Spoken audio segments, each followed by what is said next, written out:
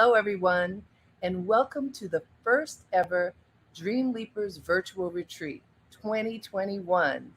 What's next? I thank you all so much for joining. Welcome, everyone who's coming in right now. We have an action packed afternoon.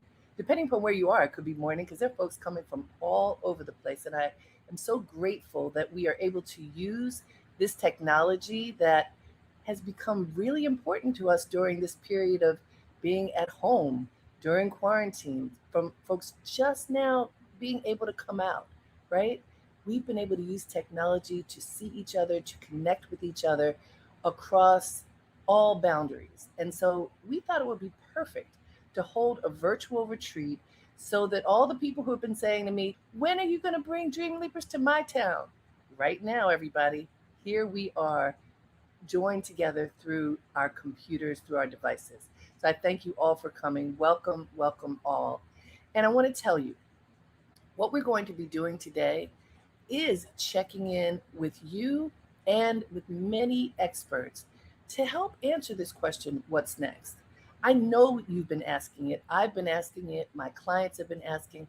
After all this time, what feels like almost 2 years of a life changing event. We've had a pandemic, we've had to be at home, most of us. We've had time to contemplate, what am I doing? Am I living the best life that I can live? Am I pursuing my dreams? Am I even paying attention to what those dreams are inside? What have I been doing during this period and what do I want to do now? Is there a big pivot that I'm just getting ready for? Well, Dream Leapers was created. I created it in 2016 with the intention of making an educational platform to help people access and activate their dreams. And from 2016 to today, we've had all kinds of events, starting with the retreat at Mist in Harlem. I live in Harlem. I've had many Harlem events with many, many speakers helping us understand how to access the dream, how to market the dream, how to finance the dream, how to cultivate the dream. That's what we're going to be doing today. We're bringing many experts through this action packed, uh, short period of time, but we have a lot of folks that we're going to be talking to in what I have called and actually claimed speed leaping. Most people are going to talk for about 10 minutes. So it's going to be a fast paced engagement. I want you to have pen and paper handy so that you can write down the nuggets that are important to you. It will be interactive, just like you're writing now. I want you to write down what you're learning, what you're thinking. In a couple of instances, you'll be able to ask questions. We will let you know and we will guide you through this time. I want to say thank you especially to our sponsors. This event is offered for free to all of you thanks to Toyota and my friend Alva Adams Mason, who went to college with me at Howard University. Big up HU. She has been a supporter since day one of Dream Leapers. I want to thank Google for coming in this year. And we have a speaker from Google, Sandra Garcia, and JCC Harlem. JCC Harlem, Meg Sullivan there. I've been partnering with the JCC Harlem for several years now. That's where I host the live events, and they are partnering with us on this event. So I thank you. And I want to start in the way that many of you who have been with me over time, you know that I like to start with the meditation. We want to access that dream inside. We want to get a sense of what's going on in our hearts. So I ask all of you, wherever you are, please sit up straight and tall, put your feet flat on the floor, your thumbs and forefingers touching on your knees. And I just want us to take a moment to be present. So, everybody, close your eyes for a moment and just breathe in deeply and breathe out long. The next time you breathe in deeply, I want you to imagine that you're breathing in all of the goodness that you can muster in your being. And as you breathe out long, release any discomfort that you feel in your body. And one more time, breathe in deep. Imagine all the greatness within you just showering all over you. And as you breathe out long, just allow yourself to be present. Now, breathe naturally. Notice your breath as it moves in and out of your body. Allow the breath to go freely all around your body. And ask yourself the question, what's next? What's next for me? What dream is lying within me that is ready to manifest? What's next? As you breathe very naturally, notice the thoughts that bubble forth, the feelings that come forth. But notice them in the way that you notice clouds. I don't care how beautiful a cloud is, it moves on, it passes. So notice those thoughts that are like clouds and just let them float by. Trust that the ones that you need to hold on to will be there for you. Just breathe very naturally, in and out. Ask yourself, what's next? What's next for me? What fantastic thing can I manifest in my life right now? If there were no boundaries, what would be next? Breathe. Allow yourself to see what's next. Allow yourself to believe that you can manifest that which is right before you in your heart, waiting to be released. Breathe. Trust that the answers lie within, just waiting for you to release them.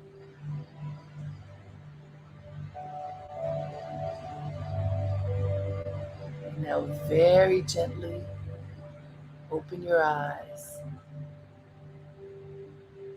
And I want you to take a moment and write in the chat box what came up, what's next for you.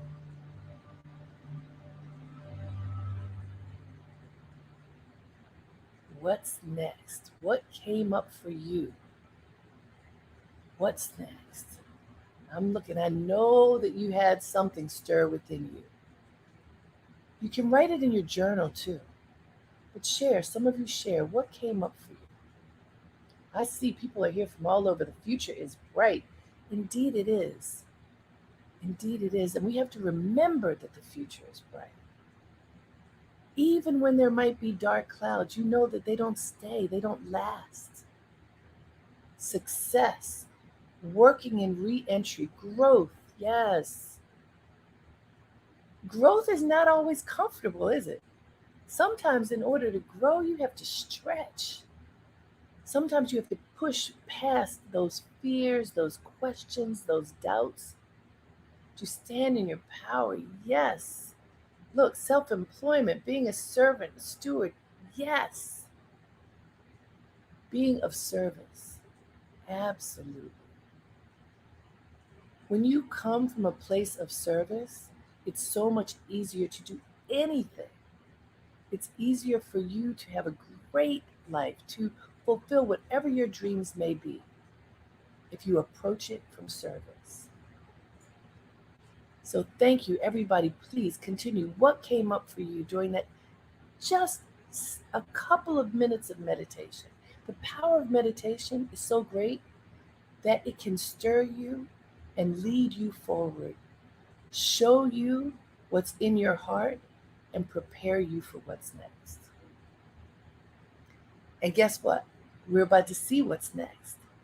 I have a wonderful guest, someone who's a good friend, who's been a really good friend to me and all of the people I touch during this period of quarantine. As we have looked both at the effects of dealing with COVID-19 and also racial reckoning and all the things that have been kind of swarming around us. She is Dr. Janet Taylor, and what she's going to talk to us about, let me tell you who she is because you need to know. She is a community psychiatrist who is on the front lines battling the emotional and economic impact of mental illness. She counsels individuals and works more broadly to improve diversity awareness, diversity management capabilities, and individual coping skills to mitigate bias and improve communication skills, self awareness, and team functioning. She does a lot to help people get to their core. And what I asked her to do today was to talk to us about how we can get our minds right so that we're able to unlock those dreams. So please join me in welcoming Dr. Janet Taylor. Hello, Thank my dear. Hello. Thank you, Harriet. I'm so glad to be on with you. And hello to all the Dreamleapers who are with us now and those who will be watching on the tape. And Harriet, I love the meditation that you did. It's a wonderful way to start. Oh, thank you. And take it away, my dear. Okay. So, as you noticed, hopefully, with the meditation, is that with the breath, you connected with your body. And when I'm talking about how to get your mind right, I think the first thing to really focus on is the fact that your brain resides within your body. And your brain, which is 2% of your body weight, utilizes 25% of your blood glucose and oxygen. So when you are working out, when you are getting sleep, when you are eating mindfully and thinking positively, not only are you making your body better, but you are fueling your brain.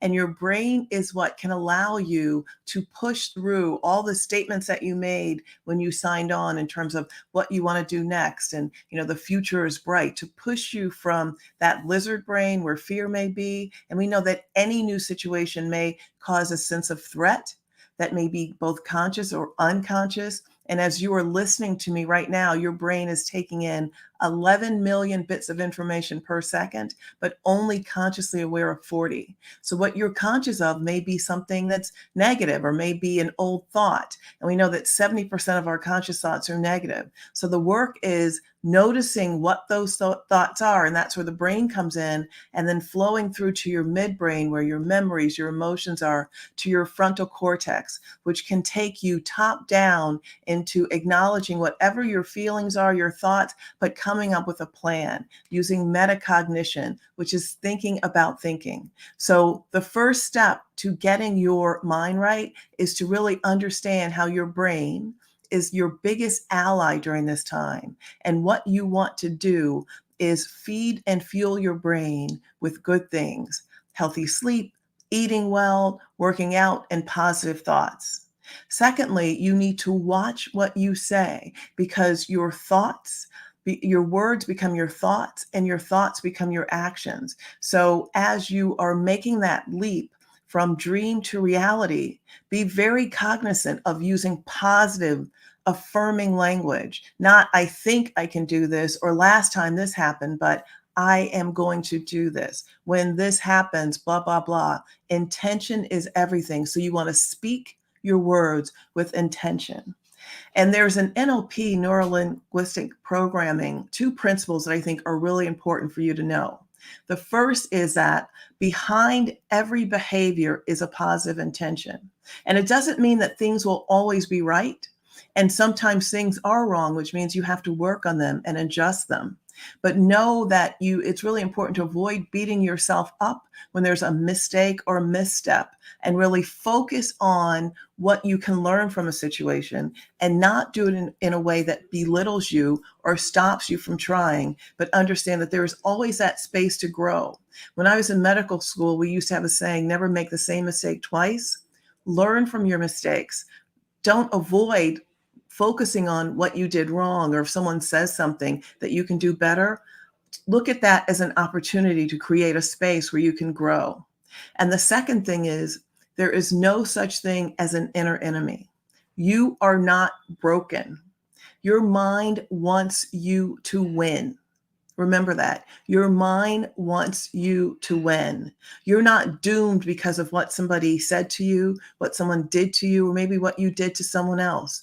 Every opportunity that you are awake and breathing and conscious and self-aware is an opportunity for you to continue to dream, continue to reevaluate, to use that emotional intelligence, which is self-awareness and action. and focus on what it is that you want to do. So you want to avoid negative thinking. You want to continue to be curious. You want to be continue to learn. You want to continue to check in with yourself, which means frequently you have to ask yourself, where am I? Where am I in my mindset? Am I staying positive? Am I in a underneath the line? Am I above the line? Where am I? And that is strictly up to you, because how you proceed has so much to do with your inner capability and your inner thoughts, which speaks to having a growth mindset as opposed to a fixed mindset. A fixed mindset means you enter situations thinking there's nothing more that can be done. Doesn't matter what I do, it's always going to be this way. I wasn't good in math, I won't be good at accounting. You want a growth mindset that says the sky is the limit. There is so much potential and capacity that I have that I'm going to use it. A growth mindset says when someone makes a suggestion or gives you some criticism, that you look at it not in a way that personally is injurious to you, not in a way that makes you defensive, but in a way that makes you learn. You recognize your potential, you recognize your capacity, and you keep on pushing yourself. Because the reality is, there is so much more that we can do.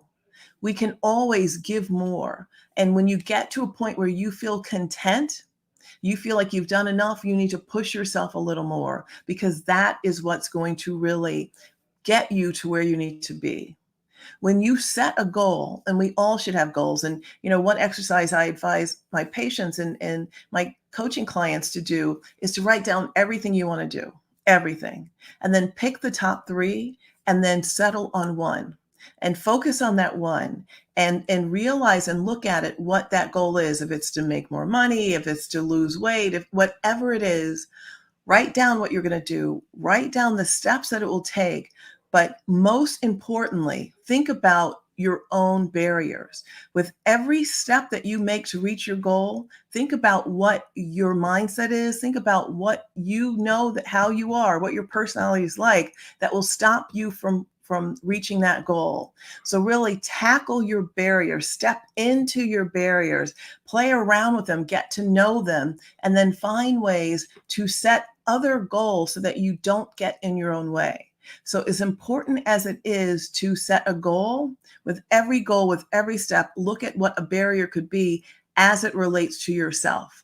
And that creates a sense of authenticity. That means you are really in your own truth, and also creating your own accountability. Because my experience is, yes, there are people who will help you, but if it's going to be, it is up to you. And so setting those goals, knowing your barriers, is a major way for you to reach them. And the last point that I really want to make about getting your mind right is to think about how we and you evaluate stress. Certainly the past 18, 19 months have caused stress from, COVID-19, COVID-16, 19, with the racial reckoning and the murder of George Floyd, and the murder of unarmed Black men and brown people, Asian hate that has gone on. There's just been a heavy burden for all of us. And that has added to the stress that we have. But it's important to recognize that stress is just a word. You have to understand individually what stress means to you. And so often we teach people to avoid stress, and stress is bad. But I want you to think about stress in a different way. I want you to think about how you can optimize your stressors. So what does that mean? That means when you recognize that you are stressed, which means you need to know what it means to you in terms of your thoughts, how you feel it in your body. Is it in your chest, your arms? How does it represent for you? That I want you to dig into that and take control of a stressful situation in your life. It may be a relationship, something that you need to talk to someone about. It may be, you want to set a goal of running 4 miles. Whatever it is, it's stress that you are avoiding. I want you to make a decision to take control of a stressful situation. So the first thing to do is to write down what that stressful situation is. So think about it. What's a stressful situation in your life right now that you need to tackle? Write it down. And then I want you to pay attention to what your thoughts are around that situation. Who's responsible, what you can do, imagine what it will be like when you work through it. But most importantly, to write down 2 or 3 things that you need to do to tackle it. And then I want you to opt in, to lean in, to think about what it will be like to really create a structure about how to handle that stressful situation with a sense of purpose. And your purpose is your gifts, your values, your talents. And your purpose is like what you can do that's going to be beyond whatever that stressful situation is. For example, if your goal is to lose weight, great, right? You might want to look better in your clothes, feel better, be healthier. But maybe the sense of purpose is if you are healthier, and remember your brain is in your body, we're all one, your brain and your body, you'll be able to play with your kids or, walk with your friends or do all those other things. And the sense of purpose is not just tied into you losing weight, numbers on a scale. The sense of purpose is to be healthier so you can enjoy your life more. You can enjoy your family and your friends. So opt in and lean into what that stressful situation is as you tackle it with a sense of purpose. And lastly, think about what you need to do to moderate how the stress feels in your body. And that means what we started with the meditation, paying attention to your breath. That means being able to exercise. And exercise doesn't mean you have to go to the gym. Exercise doesn't mean you have to walk 5 miles. It just means getting your heart rate up for anywhere from 10 minutes, 15, 30 to an hour, but getting your heart rate up so your heart pumps blood and that oxygenates your brain. And so figuring out what that is, that means when you recognize that maybe you're breathing heavily or holding your breath, which we often do in a stressful situation, that you tap into that with self-awareness and take some deep breaths in and out so that you can regain and get your body into recovery. So use that technique, lean into what's stressful, take control of that situation by you identifying a stressful situation that you are going to remedy. And all of those factors can help you get your mind right as you take the dream to reality. And your brain and body, and certainly everything and all the amazing speakers that you're going to hear from today can take you there. I want to say amen, Dr. Janet. I want to ask you a question before you go. There could be a million, but one is, you gave such clear advice. And Thank you. when people are sitting in stress, they often can't see even an inch forward to get out of it, to set that intention, so what do you say to people who may really feel stuck and can't see the way forward? Well, here's the thing. If you know that you're stuck, congratulations, because that's a place you can work from. So recognize that you're stuck. And instead of avoiding whatever has gotten you there, make the determination to open your eyes, literally lift up the window shade, bring some light in to some aspect of whatever you feel that has gotten you stuck. And make the decision to tackle it. You have more than enough to do it. One thing I didn't even bring up is the resilience that we have. And as I sit here in Florida looking at palm trees, which are built to bend and not break, hurricane winds, they're built to bend and not break. That is us. We have that resilience. So my suggestion is, congratulations, you're stuck. Understand your resilience. Now take everything that you have and tackle whatever it is that is keeping you stuck. And that means sometimes you have to not be silent. That means sometimes you don't have to keep yourself locked into this place because you're afraid of what people are going to say or people will see you as a failure. Whatever. It doesn't matter. Most people don't really care about you because they're in their own thing. So ask for what you Isn't need. that true? It's completely true. And we lock ourselves in, right? And as I said, there is no inner enemy. That's not, you might have a negative voice, but that's not an enemy. And if you feel that voice is an enemy, turn them into your ally. You can do that. That's having a positive mindset.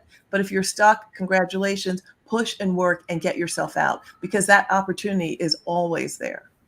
Thank you so much, Dr. Janet. It is always delightful, informational. I've talked to you so many times, and I learn every time I learn something new.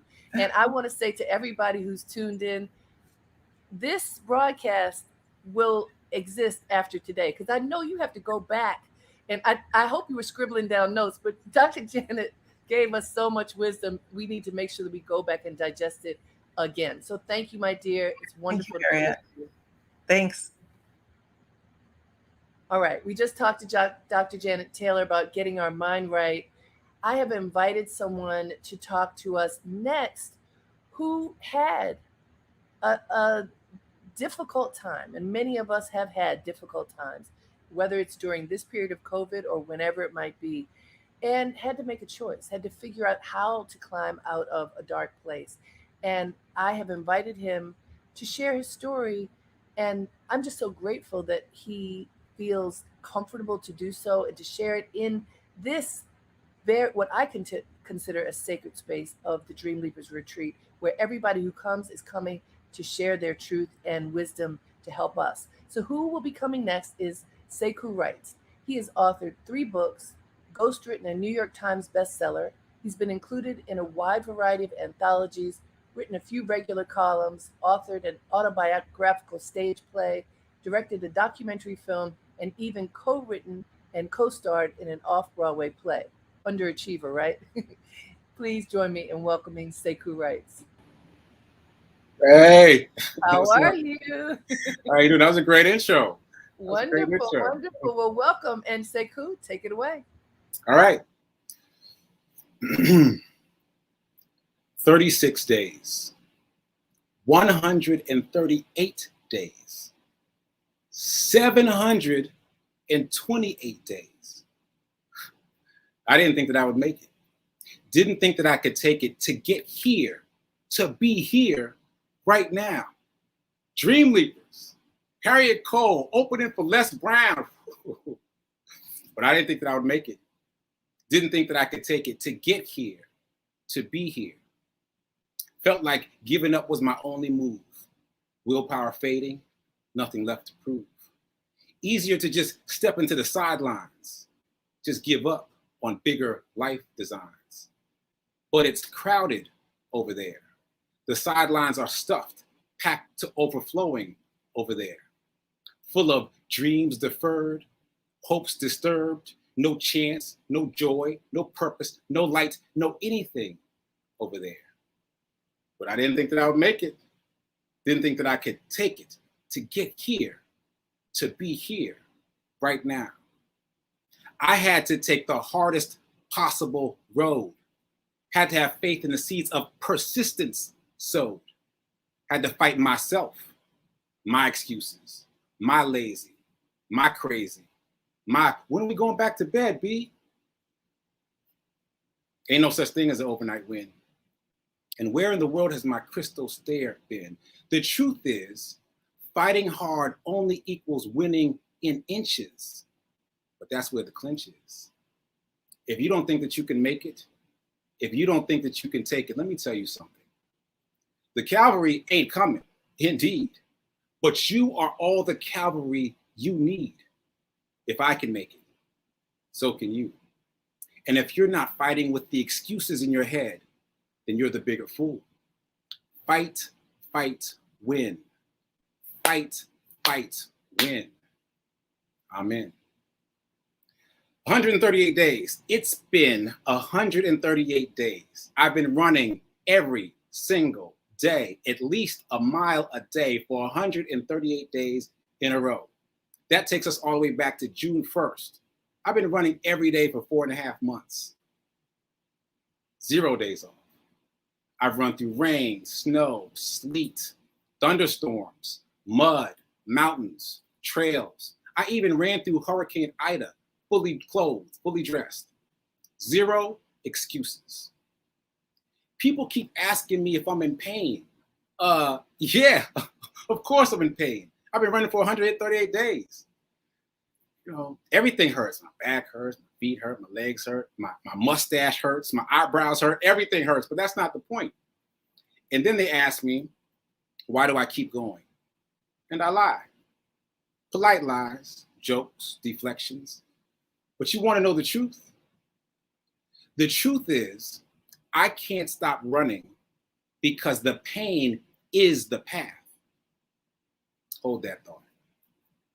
True story. In the middle of the pandemic, I ended up in the emergency room of a hospital in Nashville.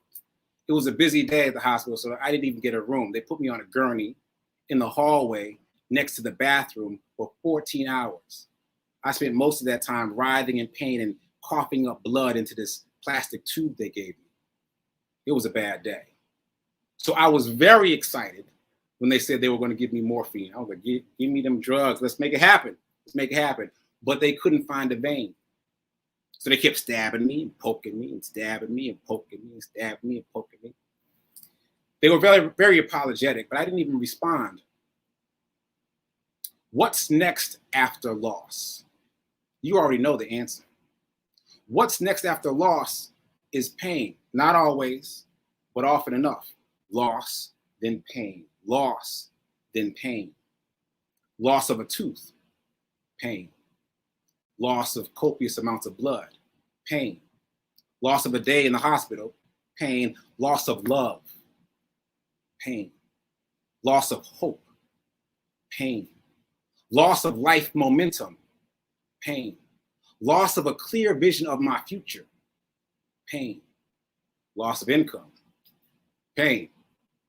It wasn't that I couldn't feel them stabbing me with all those needles. It was just that that pain was small and insignificant compared to my big pains, my big, bold, underscore, italicized, capital P pain. It was like a force field. It made me immune to all the smaller pains. Inoculated, bulletproof, Teflon, vaxxed. And so then I realized that I had unwittingly been using my pain force field to accomplish impossible feats. So I started to do it on purpose. I started doing even more. I decided to become my own hero, just for me, for no one else. 36 days. I've been running a 5K every day for the last 36 days in a row on a daily. 728 days. It's been 728 days since I had even a sip of liquor. In 2 days, on October 18th, it'll be 2 years to the day that I stopped drinking. And I used to get it in, y'all. I used to get it in. I can do what seems impossible because I'm using my pain. I'm channeling it for the greater good and for myself. I've run more than 354 miles. In the process, I've raised more than $2,500 for 8 different nonprofits that work with the unhoused in 4 different cities. I've created this hero clothing line that provides the unhoused with brand new clothing and wearable affirmations. This clothing line is being worn in at least 17 states and 3 countries. I've hand-delivered brand new clothing to the unhoused in Nashville, Memphis, Louisville, and Walls, Mississippi. I produced a play about the lived experience of Black people in post-racial America and mounted it at Fisk University twice. I created a podcast about making money that is now being streamed in 36 countries. Now, bear with me. You know what's fascinating about this list of accomplishments? They were all achieved in the past 2 years. And that's not even the whole list. They were all achieved since I stopped drinking. All of these impossible feats were made easy for me by channeling my pain instead of numbing it. Pain is the path, but you got to be strong enough to walk the path. My friend Xavier hit me up this week and he said that I seem like a phoenix rising from the ashes. Ashe, I received that. I never knew I was unstoppable until now. Real talk. That's not anything I ever said about myself. But now I know it. I am unstoppable. And guess what? So are you. So if you're in pain right now, congratulations. Like Dr. Janet said, congratulations. You have exactly the right force field you need to dramatically change your life. I know you didn't want the loss. I know you didn't want the pain. Neither did I. But you can use it. You can use it. Les Brown, one of the greatest motivational speakers of our time, once said, you need to make a commitment, and once you make it, life will give you some answers. I can attest to that. I have committed to this run, and it has grown beyond my wildest dreams. So if you are in pain, don't miss your opportunity. Start doing, keep doing, be a hero, be your own hero, and remember that now, right now, is better than perfect.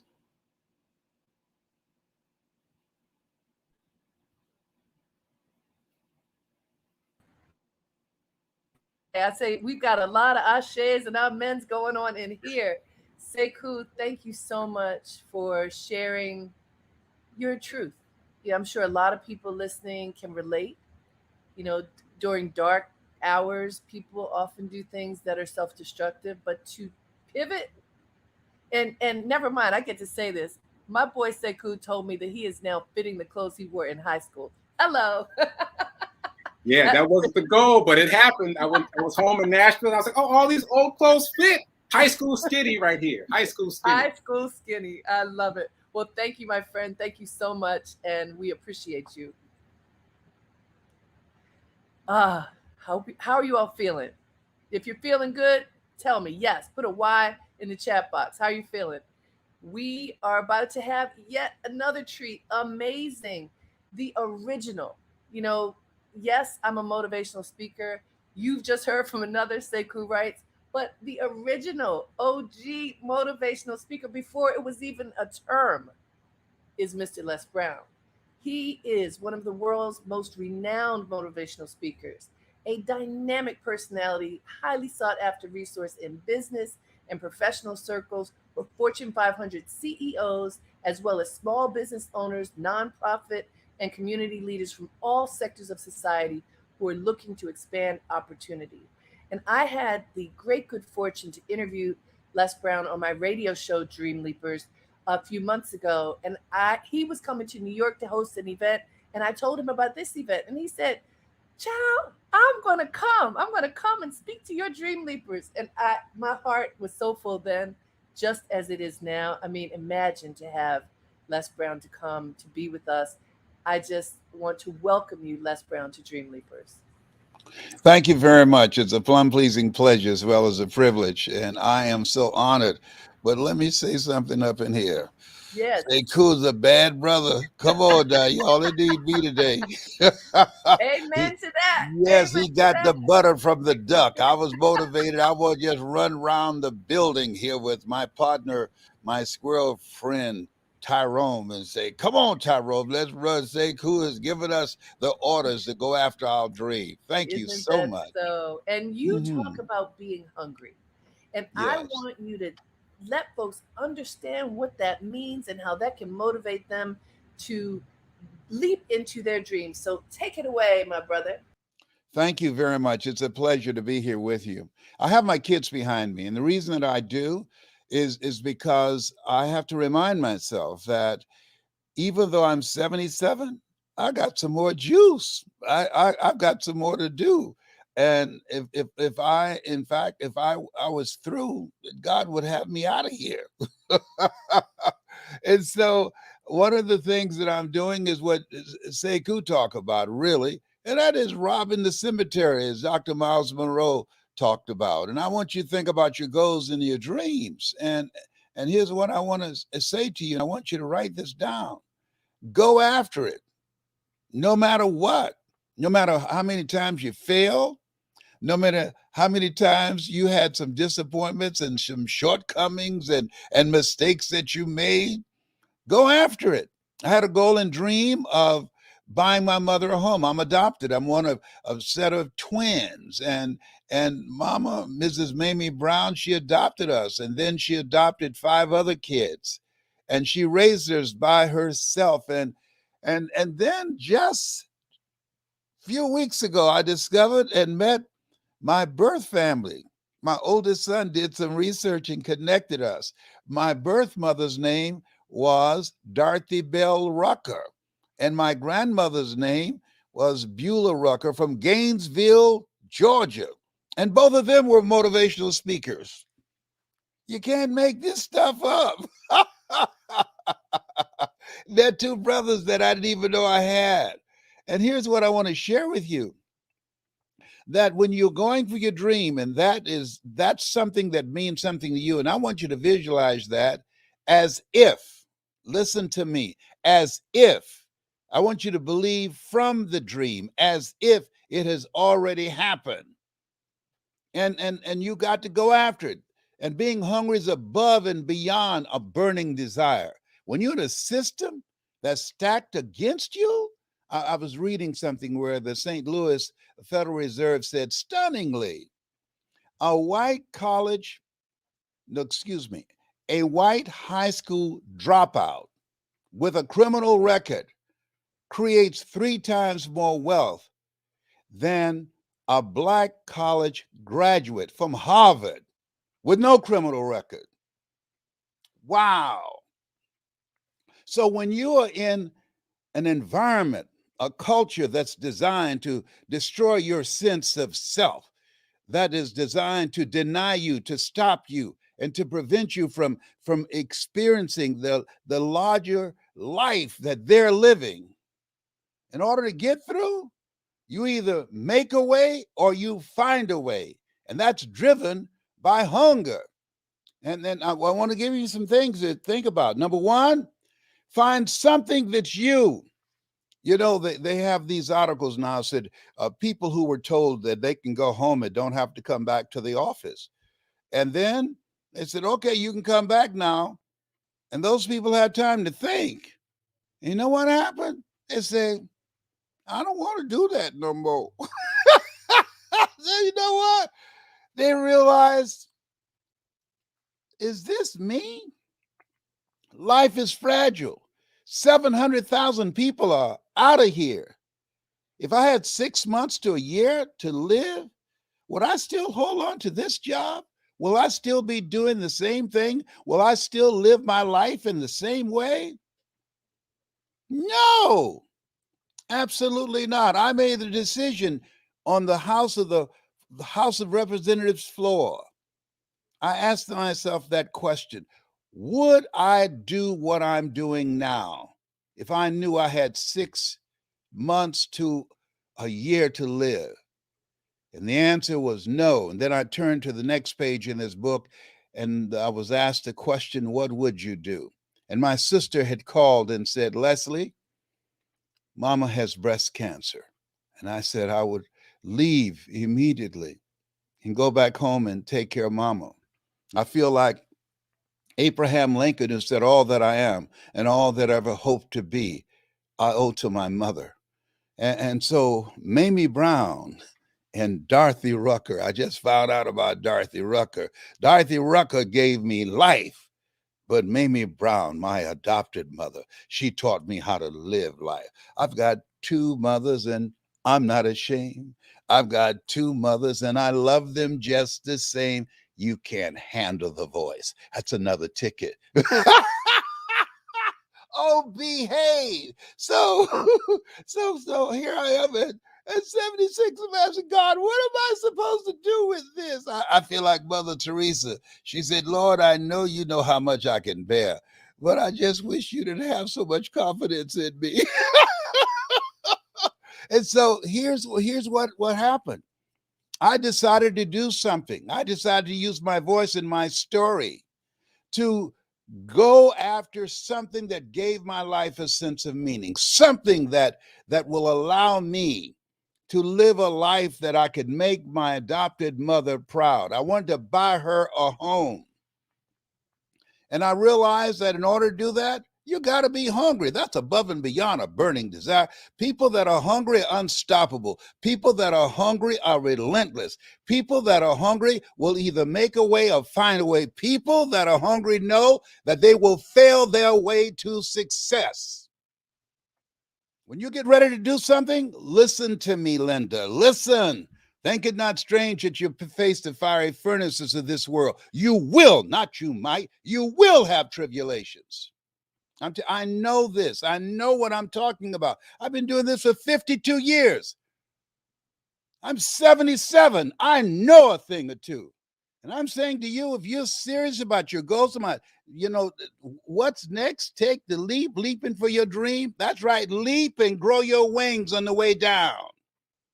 Because if you want to live a different kind of life, you've got to be willing to leap out of your comfort zone, which Brian Tracy calls your danger zone, and go after that dream. There's power in pursuit.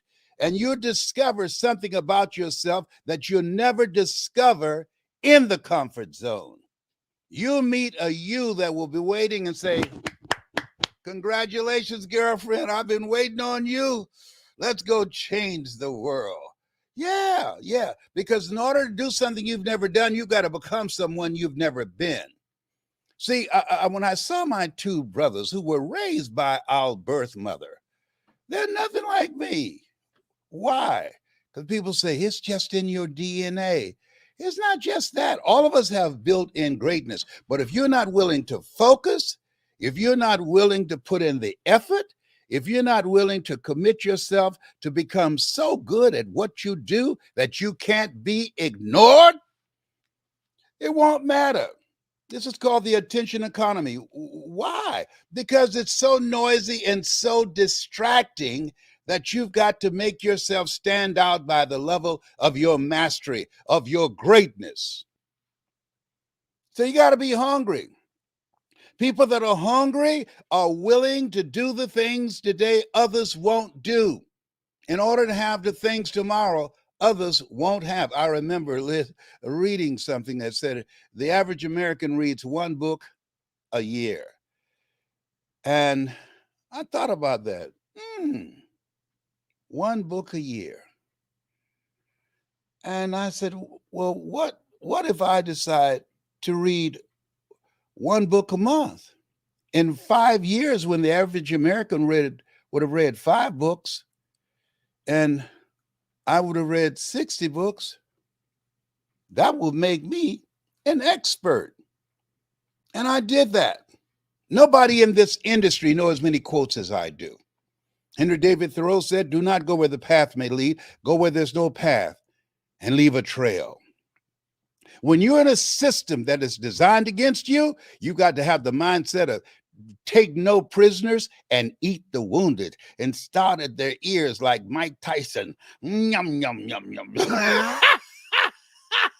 Put a little mustard on it. You understand what I'm talking about? Because this thing called life is challenging. Think it not strange that you face the fiery furnaces of this world. You will, not you might. You will have some tribulations. Things are going to happen to you. And so as you look at yourself, look at your goals, look at your dreams, it's very important to get to know who you are. Why is that important? Viktor Frankl said in Man's Search for Meaning, adversity introduces a man to himself, or a woman. That's when you discover who you are. And so as you look at your goals and look at your dreams, there are 3 questions you got to ask yourself. Who am I? What do I want? And where am I going? And in order to answer those questions, it's very important that you take some time for quiet reflection. That's why this time in the pandemic is very important and crucial. Who you become in and out of the pandemic. There are people, as a result of lockdown, they're looking over at the person next to them in bed and saying, I'm lonely whenever you are around. Some of them said, like a former disc jockey out of New York, Frankie Crocker, said, it's better to be alone than to wish you were.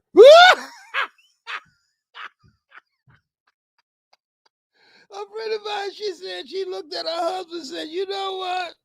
I don't want to do life with you anymore. I'm going. Let me tell you something. This is a disruptive time. Life is full of disruptions and transformations, and you have to accommodate them because they're coming for you. Sickness, pain, accidents, tragedies of all types, they're going to touch you at least 3 times a year, or someone you care about. One of my kids told me, my youngest one looked just like me. He said, you know what? You're old. You need to go lose some weight and go on the bench. Is that right? I knew you before you knew yourself. And I felt like, DMX, you about to make me lose my mind. Up in here. You about to make me act a fool. Up in here. Nobody puts me on the bench but God. I still got it. Are you kidding me? Get out of my face. Ask me, do I care what you think? Here's something else. And this man taught me this, Mr. Leroy Washington. See, when I was in the fifth grade, I was labeled educable, mentally retarded, and put back from the fifth grade to the fourth grade, and I failed again when I was in the eighth grade. And I'll never forget, I was a junior at Booker T. Washington High School in Miami, Florida, in Overtown. And I was in his class looking for a friend named MacArthur Stevens. And he said, young man, go to the board and work this problem out for me. I said, oh, sir, I can't do that. He said, why not? I said, I'm not one of your students. He said, look at me. I said, yes, sir. He said, go and do what I'm asking you to do anyhow. And the other students started laughing, saying, he's Leslie. He's got a twin brother, Wesley. Wesley's smart. He's DT. And he asked, what's DT? He's the dumb twin. And I said, yes, sir, that would be me. And he came from behind his desk and he looked at me. He said, don't you ever say that again. Someone's opinion of you does not have to become your reality. Do you hear me? I said, yes, sir. Yes, sir. You know why this conference is so important? Asking the question, what's next? And having these speakers address that. Because what we are doing is distract, dispute, and inspire. How people live their lives is a result of the story they believe about themselves. So when they hear Sekou, when they hear the speakers that came before us and after us, what we're doing is distracting them from their self-explanatory style given to them by the culture, their mental conditioning. And through the execution of our presentation of our story, we dismantle their current belief system and ignite a spirit of courage and determination in them so that they become, as Mother Teresa would say, a pencil in the hand of God and start writing a new chapter with their lives. I'm not a religious person. I'm a spiritual person. Religious people are afraid of going to hell. Spiritual people have been there. Hell to me is what you experience when you die and you meet the person that you were supposed to become. You see the work that you were supposed to do. This conference, what's next? It's about becoming a grave robber, as Dr. Miles Monroe would say. Rob the cemetery of your gifts, of your leadership, of your ideas, of the things that you want to do with your life, of your dreams. Most people have stopped dreaming. Somebody asked the question, when is it that a man or woman dies? And the answer was, when their dreams die. And so I'm not going to go over. I'm going to do what I have to do within the parameters of time. I train speakers and I teach them the best speakers make the fewest words go the farthest. And so, Dr. Harriette Cole, thank you so much for this opportunity. It's been a plum-pleasing pleasure as well as a privilege. And here is a virtual hug. I love you. There's Oh, absolutely nothing you can do about it. well, thank you so very much. I mean, you said so many incredible things, and thank you for sharing your story because, people think, as you know, when you get to a certain level, well, you're different. You're so special. I could never reach whatever that height is. And for you to share something so hurtful that you were called DT, the dumb twin, and you believed it. And it took this incredible visionary teacher to say, we all need to have someone who helps shine that light and lift us up. And we so appreciate you for all of the years that you've been doing this work and to come here and bless us with your wisdom and your humor. Everybody's loving you, Mr. Les Brown. Thank you so much. All right. Thank you so much. I appreciate you and God bless the day you were born. And you. Thank you, dude. Wow. We have just been filling our spirits. Do you feel full? I feel full. And we're just in the beginning still of this Dreamleapers retreat. We are here in the beginning, but already we've received so much wisdom. So I'd like to know, right in the chat box, what's one thing that you've gotten from our speakers thus far? Dr. Janet Taylor, Sekou Wrights, Les Brown. Tell me one thing that you are going to take away that's going to help you answer your what's next. Let's see. What do you write in the chat box? I've seen there. So someone wrote distract, dispute, and inspire. That's right. That was something that Les Brown said.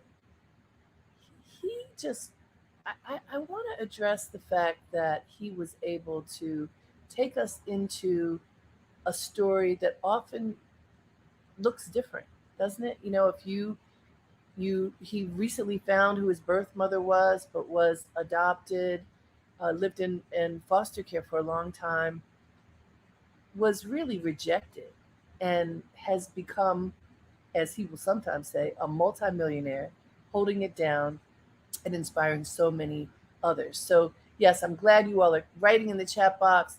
How I live your life is a story I believe about myself.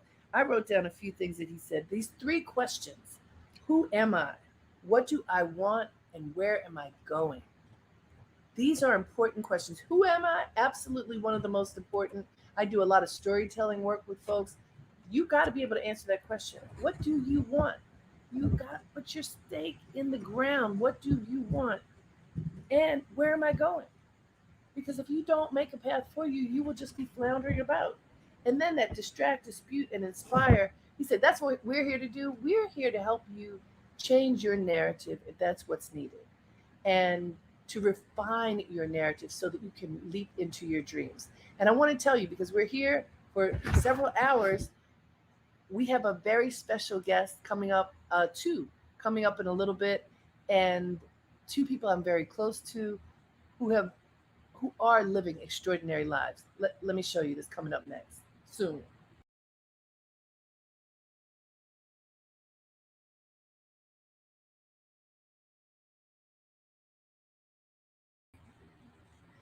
Yes, Elaine Weltroth, who I'm so proud to say, she started her career working with me at Essence and has gone on to do so many things as a young woman, and really incredible. And Felicia Fant, who I've worked with for at least 20 years in the music industry, she has helped to develop so many artists over the years. But right now, it includes Lil Nas X, who's the superstar of all time, and Chloe and Halle, and others. So we're going to meet them in a little bit. But right now, we're going to talk about business a little bit, because for a lot of people, I know from having done Dreamleapers workshops and retreats over these years since 2016, many people have business ideas. They're entrepreneurial in spirit, and they're trying to get to, how do I make this idea into something? It's something that I have in my head, but I haven't figured out how to turn it into something. Or perhaps I do have it,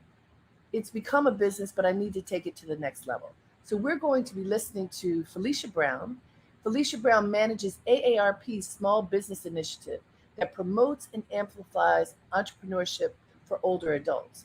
She has more than 20 years experience developing and managing programs that address the needs of consumers and community. And I've been working with AARP for the past year and a half, I guess, all through COVID. They do amazing things and offer free resources to help people get to the next level, to answer that question of what's next. So let's welcome Felicia Brown now. Thank you and welcome, and thank you for having me. This is exciting. I have an opportunity to talk with you all about leaping into your what's next. And this is an exciting time post-COVID, when people are thinking about now what I'm going to do. So I want to take a few moments to talk about entrepreneurship and why entrepreneurship can be the thing that you go to next. So let's think for a moment. What if?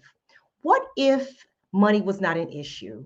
What if I had all the resources I need to launch that entrepreneur endeavor? What would it be? Would it be selling coffee? Would it be a new skincare line? Would it be making jewelry? Would it be turning those pies and cakes into something that you can monetize and you can sell at the marketplace, and got its amazing website? So think about that for a second, what that could be. And perhaps you already have a business. That's amazing. So think about how you can take it to the next level. And so I think that oftentimes people think that entrepreneurship is this mammoth thing. So let me just tell you what it is. It's freelancing. It's that side hustle that perhaps you've been doing for a while. It's that passion project that you love so much that you'll do for free, but you don't have to do that anymore. You can actually make money. And it's a full-blown small business. So did you know? Did you know that older entrepreneurs are the most successful among all owners, founders, and innovators? It's simply because we bring all of this wisdom, this knowledge, this expertise, and this years of experience to entrepreneurship. Many of you have probably had 25, 30 years of doing something amazing. And so now you can turn that into a business. Pre-pandemic, women were the fastest growing number of new entrepreneurs. And to our surprise, post pandemic, women are still the new starters of new businesses. So let's think about this, why entrepreneurship is the right time right now. There is no better time than the present, in spite of our current environment. AARP's brand ambassador, Damon John, says a pandemic, a crisis is the best time to launch into your what's next. It's an opportunity to turn that passion, that skill into a profit. It's an opportunity for those years of experience to now be that moneymaker. Time is now your friend, simply because you just have so much to offer. But there are a few things that you really need to consider. If you're going to do this entrepreneur thing, you got to know what that thing is going to be. You got to decide what that product or service is going to be. Who are you going to sell it to? Who's going to be your primary target audience? Where are you going to sell it? How are people going to know? That's all about your sales and marketing. What about that digital footprint? That's important. Social media can be your friend. You need a social presence. Training, critically important. There's so many organizations out here who do free training. The Women's Business Development Center, the National Urban League's Entrepreneurship Center, the Small Business Development Center, to name a few. They all offer free training that you should take advantage of. Mentoring, find a good mentor. A mentor can help you stay on your path. Mentoring is critical. Find someone who's been in the business, who knows finance, who knows business, who knows marketing. All those things to help you be successful. Funding. Funding is going to be important, but don't focus on that. Don't let that be the barrier to getting started. Let that be the thing you focus on once you get started. So take this thing by the bullhorn and do this. And you know, AARP is here to help. AARP has some amazing entrepreneurship resources. We have the AARP Start a Business on aarp.org/start a business. We have the Small Business Resource Center for the 50 plus. You can find that at www.smallbizrc.org. We have the Be Your Own Boss campaign, which is squarely for people who are trying to get started. You can find that at www.aarp.org/be your own boss, be your own boss. And the AARP Foundation Freelancing Resource Center, where you can find on the AARP Foundation's website.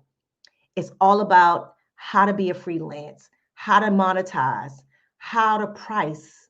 That's important. How to price your skill. And you can find on the Small Business Resource Center where I'm talking to founders who've been doing this for a while.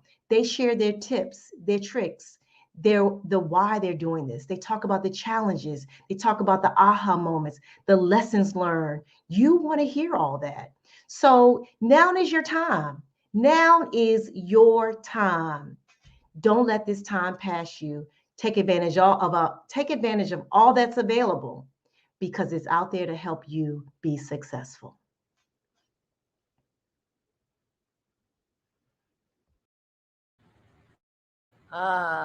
Thank you, Felicia Brown.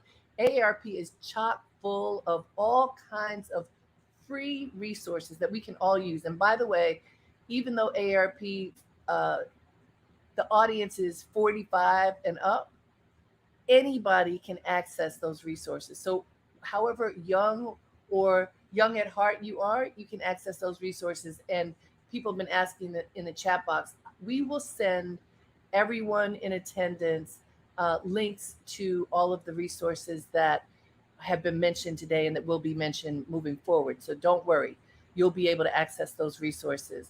I thought it was important for us to think about how we can turn our ideas into business. And then also, today, when so many people feel isolated, because again, many of us are still primarily working from home, what can you do so that you don't feel alone? So, our next guest is going to talk to us about collaboration and how, even if you have a very small idea, that doesn't mean that it can't become a bigger idea if you collaborate.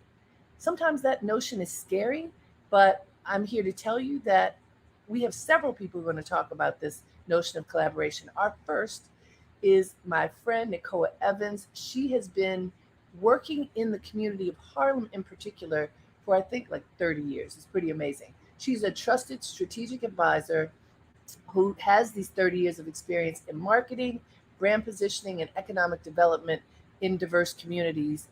I know her from the village of Harlem where I live and now work. And I have seen her very stealthily working with people in the community to ensure that they are stronger together. So that's what we're going to talk about right now. Please welcome Nicoa Evans.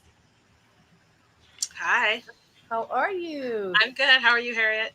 Oh, so well. And Nicoa, you know that during this period when people have been isolated, and yet they've got the ideas bubbling. They can feel like, well, where do I go? What do I do? And you have been very instrumental in helping to bring businesses together in Harlem through the organization that you founded, Harlem Park to Park, as well as many other efforts. And I'd just like to start by asking you why you think collaboration is important in the first place. My goodness. Well, it's important. Thank you, first of all, for having me here. First of all, it's important just because we're stronger in numbers. Just when you think about any endeavor, when you have a diversity of in terms of thoughts, ideas, strategies brought to the table, the results are going to be a richer approach to anything that you do. So collaboration is key just so that you're mining and harvesting the best ideas. And then also you need support. It's really difficult to operate in a silo and on your own, whether you're an entrepreneur, whether you're a mom, a family, we all need a village in whatever we do. And having that support system so that you can share resources, share ideas, and really be able to kind of have that listening ear that to be able to sound off on. It's just really key to developing strategies, because a lot of the time ideas take time to ferment, and you need to be able to bounce them off each other in a safe space where you can trust the people that you're revealing your thoughts and strategies to. So how do you go about finding people to collaborate with? Because a lot of folks will say this is a great idea, but where do I start? What do I do? Sure. Well, the first thing you want to do, of course, is identify like what is the mission and focus for what you want to do, and see if you can find like-minded individuals. A lot of times, if it's a business venture, you can look for industry organizations that are trade organizations, if you will, associations. They may be associations that are aligned on a specific industry sector. It might be women owned, men owned businesses, etc. But you want to find different organizations, first of all. In your own community, there are plenty of them. There's always chambers of commerces or merchants associations or these kind of organizations. And then, there are a lot of online communities now, too. That's the wonderful thing about the internet. As big as it is very intimate as well. And there's a lot of segmentation that's happened where people have carved out niches and created community around those. So I would also say that people should seek out community within sort of cyberspace, because you can really hone in on a very, very specific mutual interest that you may have with certain communities. And so that's really, really important. And when I remember you coming to Harlem first with a wonderful boutique, and we still have things that I bought from my husband from N Boutique, and it was really before its time. In terms, here was this shining boutique in a community that wasn't pedestrian the way that it is now, and just didn't have folks who shop. People have money, but they didn't shop in the community. And from there, you described that you started Harlem Park to Park to help businesses know each other. What does Harlem Park to Park do? Sure. So yeah, so we co-founded Harlem Park to Park in 2009. There were 9 of us, and it was the economic downturn of 2009, Right. and we literally came together out of crisis as a support system, and so that really was the kind of impetus for forming it. Was how can we collectively survive this crisis, and what does that mean for us? What does success look like for us? And so what the organization did then, and what it continues to do today, is provide this community of entrepreneurs, now in Harlem over 300, this forum for us to strategize about initiatives we think will help elevate our businesses or economic development, to market and promote ourselves, to share ideas, and also just to keep our finger on the pulse of what's happening in our industries. We can't all know everything. So when you can kind of pool all of these thoughts and resources and access to information together, and share that with the community, it helps the community overall. So we collaborate to produce programming that supports the marketing efforts of the organization, and creates business or economic development opportunities, because the objective is to ensure sustainability of Harlem's Right. small business community. And in other places, because given that we're in a virtual space, there are people who've come from, I see Hawaii and Florida and all over. What types of organizations can they look for in their communities that would do something similar to Harlem Park to Park? Yeah, I mean, like I said, they pretty much in any commercial district, there's going to be a chamber of commerce. So that would be the first thing. I would look at your chamber of commerce, and then see if, and a lot of times the chambers of commerces are very large, and they're really tasked with kind of managing like large development that's happening in a community. So sometimes their focus can be on big box businesses.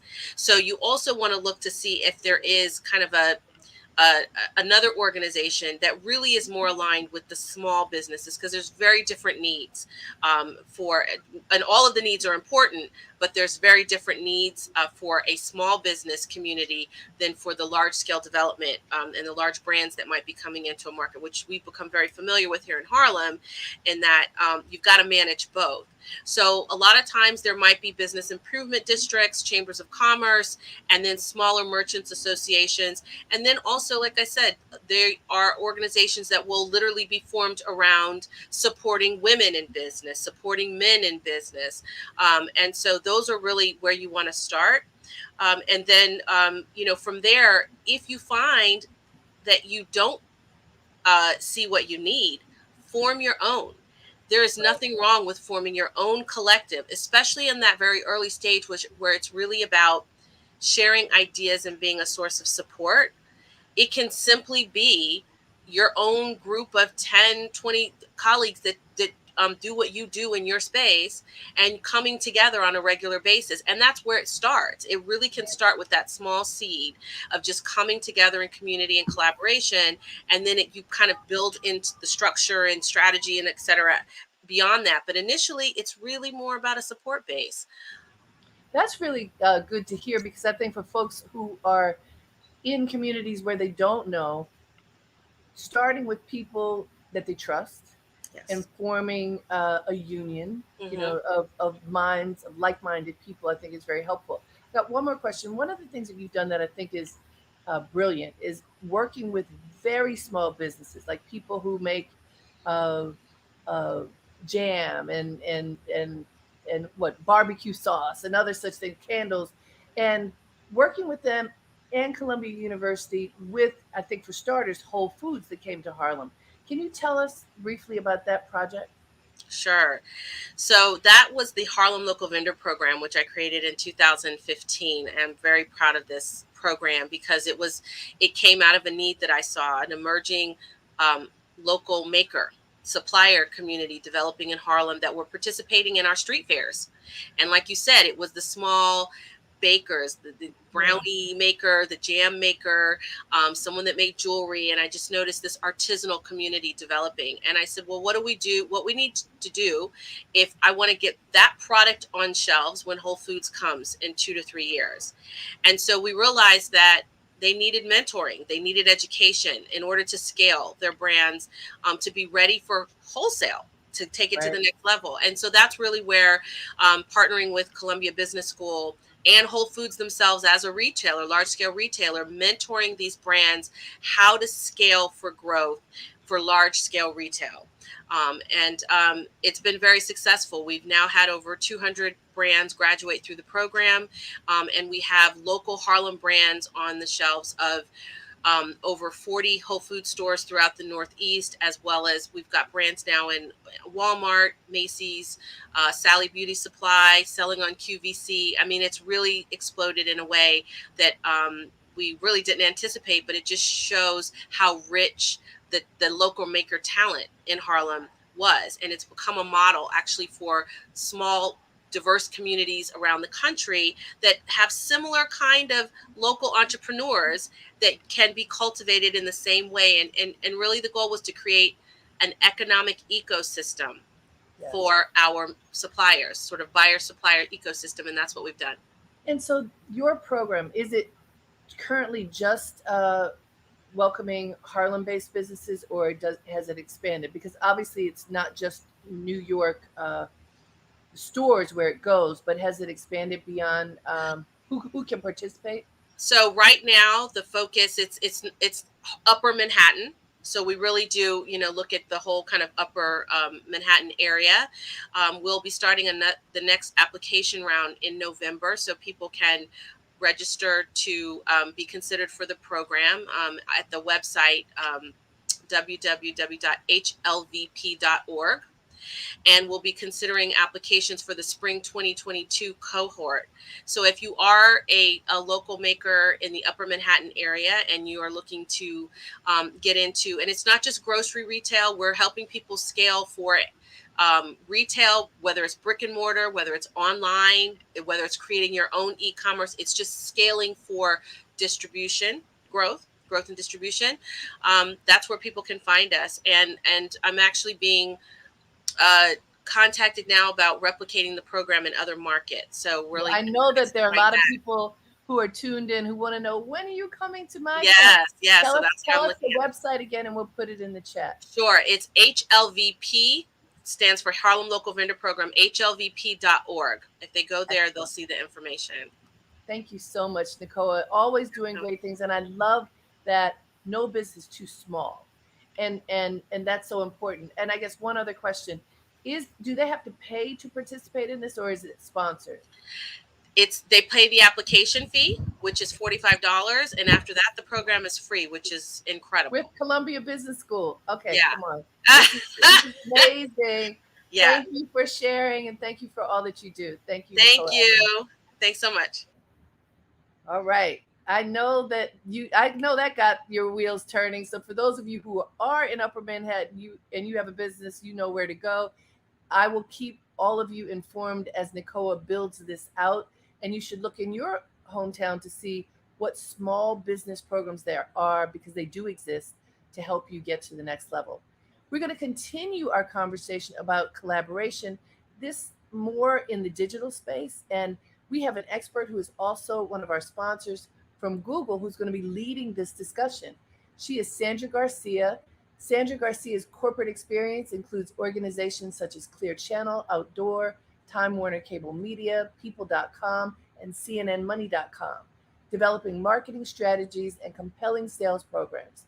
She was awarded the 2018 Innovation and Inclusion Culture Catalyst by the Digital Diversity Network, Forbes 30 Under 30 in 2016 nominee, and she was awarded by Latino Leaders Magazine a top 25 future Latino leader in 2012. And I recently met Sandra, and a woman said to me, "You don't know each other?" Now we do. Please welcome Sandra Garcia. Hello. Hi, Sandra. I'm so happy to be here. Happy to have you. And I know you've got a lot to share. So I'm going to say, take it away, my dear. All right, I do have a lot to share, and I'm going to pack it in our short amount of time. So first, I'm going to share my screen, and then we will get started. So yes, I'm extremely excited to be here. You should be able to see my screen now. And what I am going to share with you are ways that we can collaborate with other dreamers, and then also meet and work remotely with other dreamers like ourselves. I love the topic. I have personally collaborated with Nicoa, who you just heard from, and I am also from the village of Harlem, as you can see in my photo here, and I hope that we are able to connect. But for me to get into the content that we have for you today, it is all about communicating from anywhere and collaborating from anywhere, because today you are part of a community. We are sharing time and space, and we want to make sure that you continue to engage with one another by communicating and then also collaborating to help our dreams come true. So I'm going to share with you some tools that you can use to communicate from anywhere. Some of them you might be familiar with already. Some of them you might know about but may not know how to use. So I am going to expand all of our knowledge, because I personally use some of these tools, but I didn't know all that I could do with these tools. One of them is Hangouts, because we are still virtual. We are still collaborating virtually. Also, one of the positives of the pandemic, I would say, is that we were able to collaborate with people who are far from one another. Before, I was doing in-person events all of the time, but I love that we have people here from all over the place and even from other countries. And that is the beauty of virtual collaboration. So Hangouts, you can use it, and you can use it in order to replicate what we once were doing in person. So it can be a brainstorm. It doesn't have to be a session just like this. It can be client meetings. Or one of the things that I used Hangouts for was to schedule happy hours and brunches. And they were quick because I was at home and they were just an hour, and I saved myself the commute time. So that's something that you can do as well. You can have video calls for up to 25 people. And another really important thing that I must share with you about all these tools that I'm sharing with you is that they're all free. Everything is free. You have access to it, especially if you have a Gmail or a Google account. So if you have access to it and it is free, please take advantage of it and please use it. All right, so what I'm going to share with you are 3 ways to start a Hangout. And a Hangout is a video meeting. So if you have a Google account, once again, a Gmail or a work email, you can access video meetings through these 3 ways. And I will show you how you can do that. And it is called a Google Hangout. So you can go directly to Google Hangouts. Most people never do this. I never do it myself, but it is an easy way to just start a meeting and send someone a quick link. And it just removes the process of scheduling. If you're emailing with someone and you can handle something very quickly via video and you want that interaction, face-to-face interaction, you can replicate that.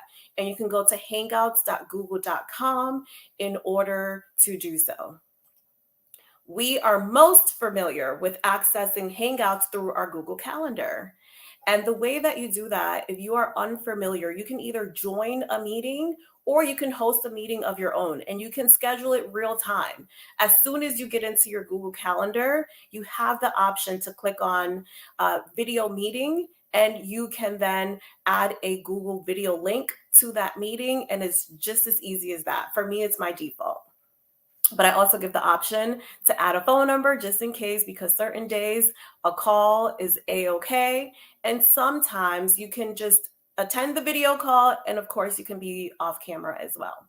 But you have the ability to engage and imitate that face-to-face experience, but then also you can do so much more, like share documents. And I'm going to show you how to do that in just a second as well. So this is how you would join. You click to start a meeting or to join a meeting by clicking this button that you see right here. And we are super visual because to be able to talk through these things, it can be easy to forget. But once you're in there and once you attempt this on your own later on, it can be so easy to do it. Another thing, we are mobile people. It is Saturday. We're probably moving around, and some of you might be on your mobile device. You are probably tuning in through YouTube, which is also a Google product.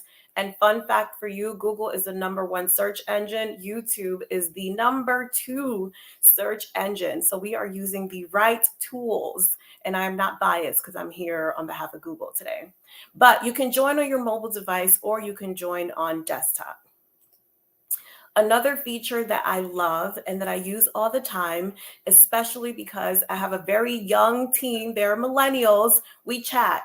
So sometimes a call is not necessary. Sometimes a video call is not necessary. And I just need a quick response to something. So from your calendar, from your email box, you can just send a quick chat. And the way that you do that and what that user experience looks like is what we have here on the screen. So this could show up on your upper right, or it can be on your lower left. You can add people and you can begin a chat.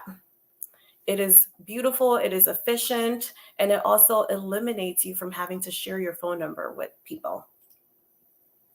All right, and from here, you can also click the camera to launch a video chat if necessary. So you can just chat with text, or you can activate the actual camera. We have options. All right, so what happens now when you're inside of a video chat? Here are some quick features that I want to share with you. One is the microphone. Of course, you can hang up. I have definitely hung up on a call or 2 or 3, and then the camera, which you can turn off or turn off. Now, what's most important is that you have the ability to share your screen. I'm actually sharing my screen right now, and I'm sharing my screen with speaker notes to make sure that I don't lose you, but that I can see that you're receiving the information. My slides are showing. I also have some notes just because this PowerPoint is also very highly visual. So if you are presenting to an audience or leading a class of your own, you can keep your notes as well. And this is what that would look like. You can share your screen or you can just share a tab. That way people don't need to see that you have maybe 10 or 20 tabs open. So you have the option to do that as well. Back in the day, we didn't have the option to be able to hide our entire screen, but now we can. We can just share one tab with folks. Okay, so we are talking about collaboration. And we are, again, mobile. We are on the move. It is important for us to be able to collaborate from absolutely anywhere.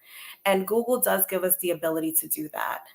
I said when I left corporate America years ago that I wanted to be able to, with a laptop and a phone, be able to work from absolutely anywhere.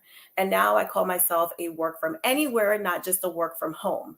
So I can be at different parts of the globe and universe as long as I have a laptop and a phone. And these devices allow me, these tools, these apps allow me to accomplish just that. And I'll cover what you can do with each one of these very quickly. But most importantly, for you to be able to access as well, you need a Google account. Again, it is free. It is 1,000% free, but it helps with efficiency. My entire team, we are remote. No one person is in the same location, but we're able to collaborate and get work done together. So once you have files, once you start using Google Docs, you can access everything through your drive. Your drive is like your master folder. If you were to see my desktop right now, I have absolutely nothing saved on my desktop. And one of the reasons for that is because I have had a computer shut down and break down on me before, and I've lost some very important files. Now, everything that I have is saved in my drive. Everything is stored in the cloud. And I can access it from my desktop, and I can also access it from my mobile device, which makes moving around very easy. Now, a few things that you should know is that there is a PowerPoint version, which is called Slides. There is a Word version, which is called Docs. And there is an Excel version, which is called Sheets. And you can see all of your files all in one place once you access your Google Drive. And you also have the ability to share, but then also control who sees these documents. We are very much in a collaborative virtual space. And sometimes instead of attaching a doc to an email, it is easier to send a link, and it makes your emails also look a lot cleaner when you hyperlink. So you have the ability to share, but also control the share settings of your documents. And again, they can be a doc, which is a written up, maybe agenda to a meeting, or it could be a sheet, which does not need to be used just for numbers. I have personally used for social media planning. Okay, now we're almost towards the end of our share and tell, show and tell. Once you access your drive and documents in the drive, you can create new documents, or you can also access templates. I love templates because sometimes I just don't know where to start and I need inspiration and then be able to make something my own. So you also have lots of templates in there, including annual budgets, including maybe the project management plan for an event, if you have something like that being planned out. Or we are approaching the end of Q4, so you might be planning your strategy for 2022. Or you could be taking notes right now or strategizing how you will connect with fellow Dreamleapers who are here today. You can do this all within shared documents. And once you're in there, you can add a comment. You can also share it with other people on your team. Or if eventually you connect with someone, you want to work on a project together, you can share that document with them as well. They do not need to be a part of your organization. They do not need to share the same end email URL as yours. You can simply just share that document with their email. Okay, so this is Sheets. Some of y'all are familiar with Excel. Google has Sheets. Excel is Microsoft. Sheets is Google. And then we also have slides. I'm known to say that I think in PowerPoint, but I think in slides. I access these docs from absolutely everywhere. I am a true marketer. I outline my strategy for the year in slides. I don't vision board where I cut up stuff and glue it on to a paper. My girlfriends know that I vision board in slides or PowerPoint.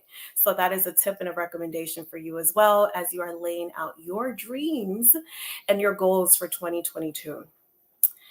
Now, another tip and something else that a lot of people don't know is that although you're using cloud and although you are using docs, sheets, and slides, you can still save these files as a PDF, or you can save it as an Excel file or anything that you are normally used to saving as, or you can receive a file that is a Word doc, for example, and still open it up in Google Docs. So you have the flexibility to be able to transfer file formats, which again makes collaboration easy.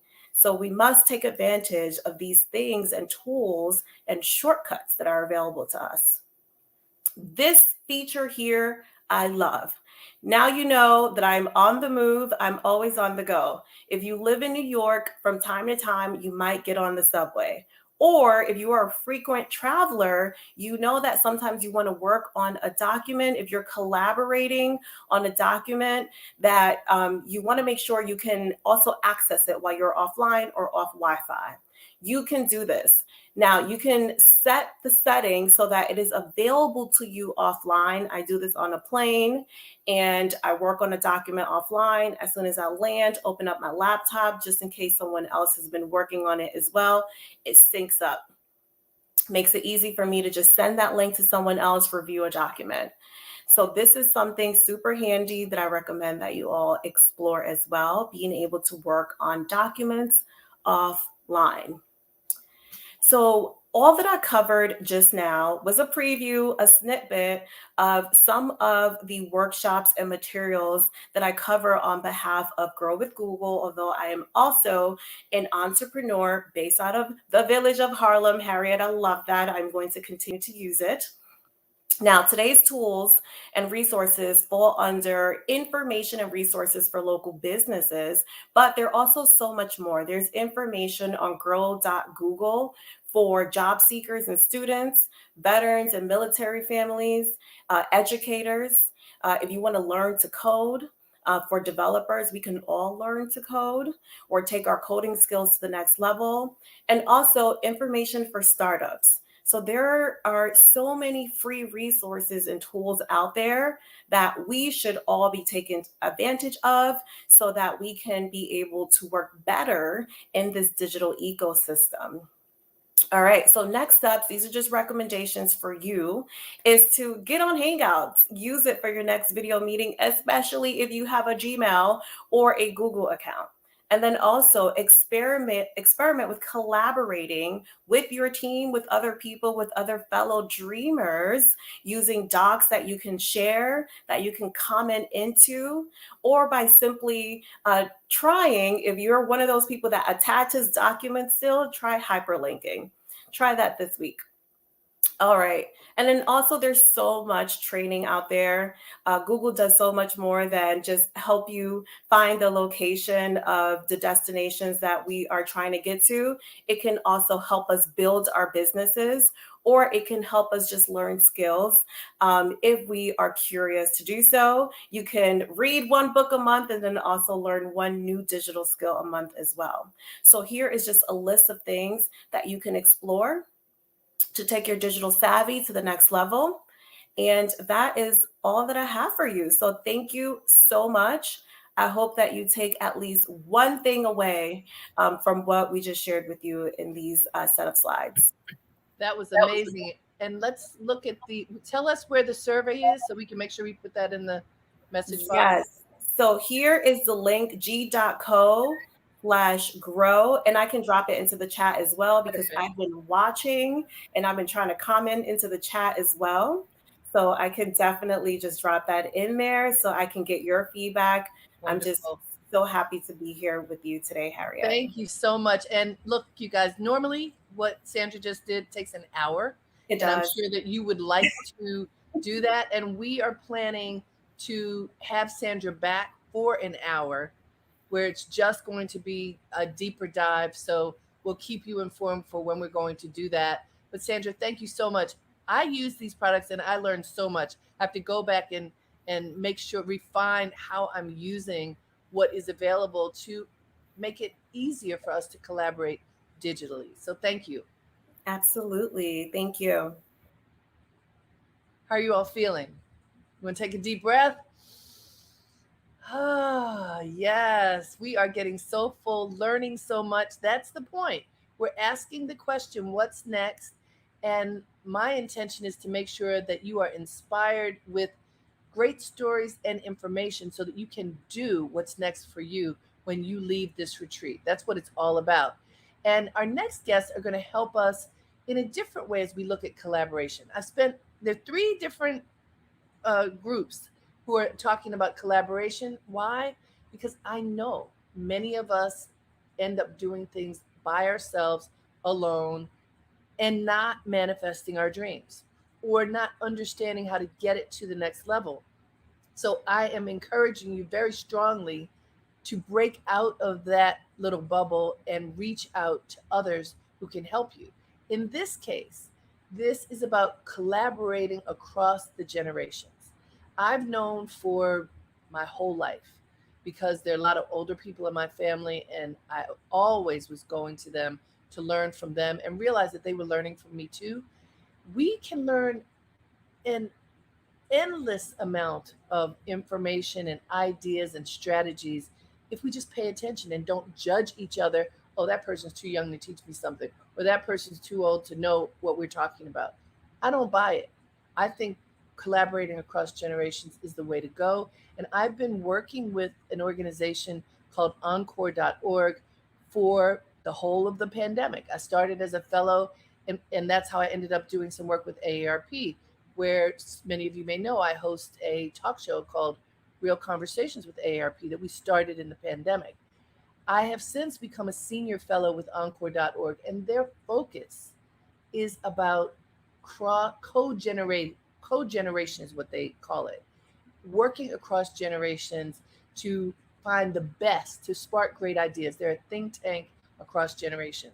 And right now, who's going to be speaking with us are Sharita Harrison and Raymond Jetson. And let me tell you about them.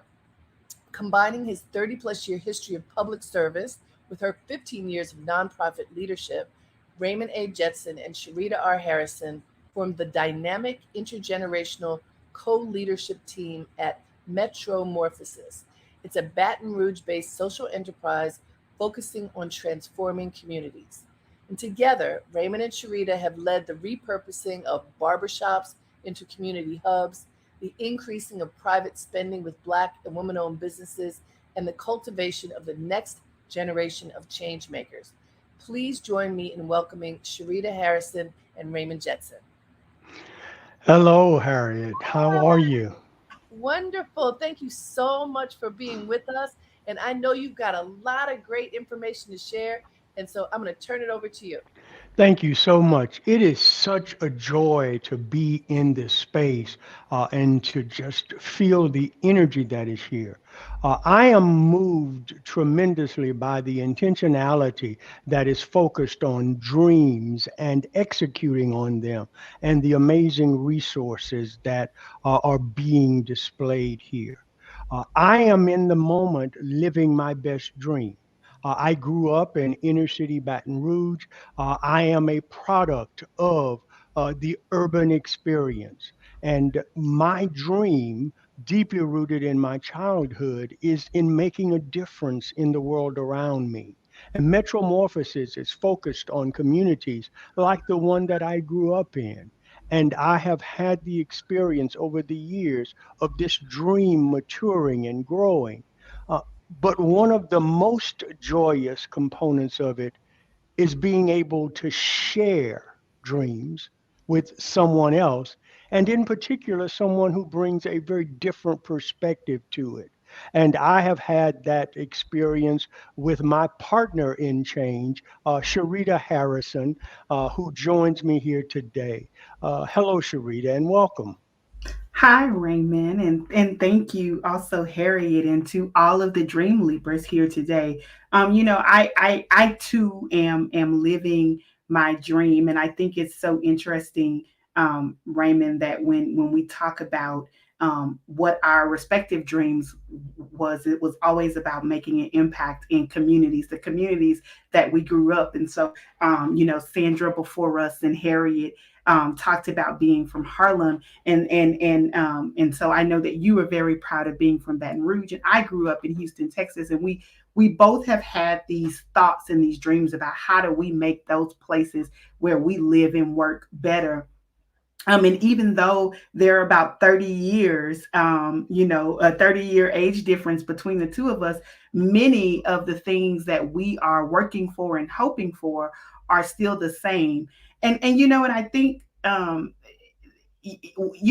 way to look at that is to say, how is it that, someone 30 years younger than me is still wishing for and hoping for and working for the same things that I wish for. But the other part of that is I think it has inspired us to do some really cool things. And Harriet, you read in our bios that we've done the repurposing of barbershops into community health hubs, and we've increased spending. And so some of the work that we're doing here in Baton Rouge is very much about how do we build community and how do we improve the community for those people who live there.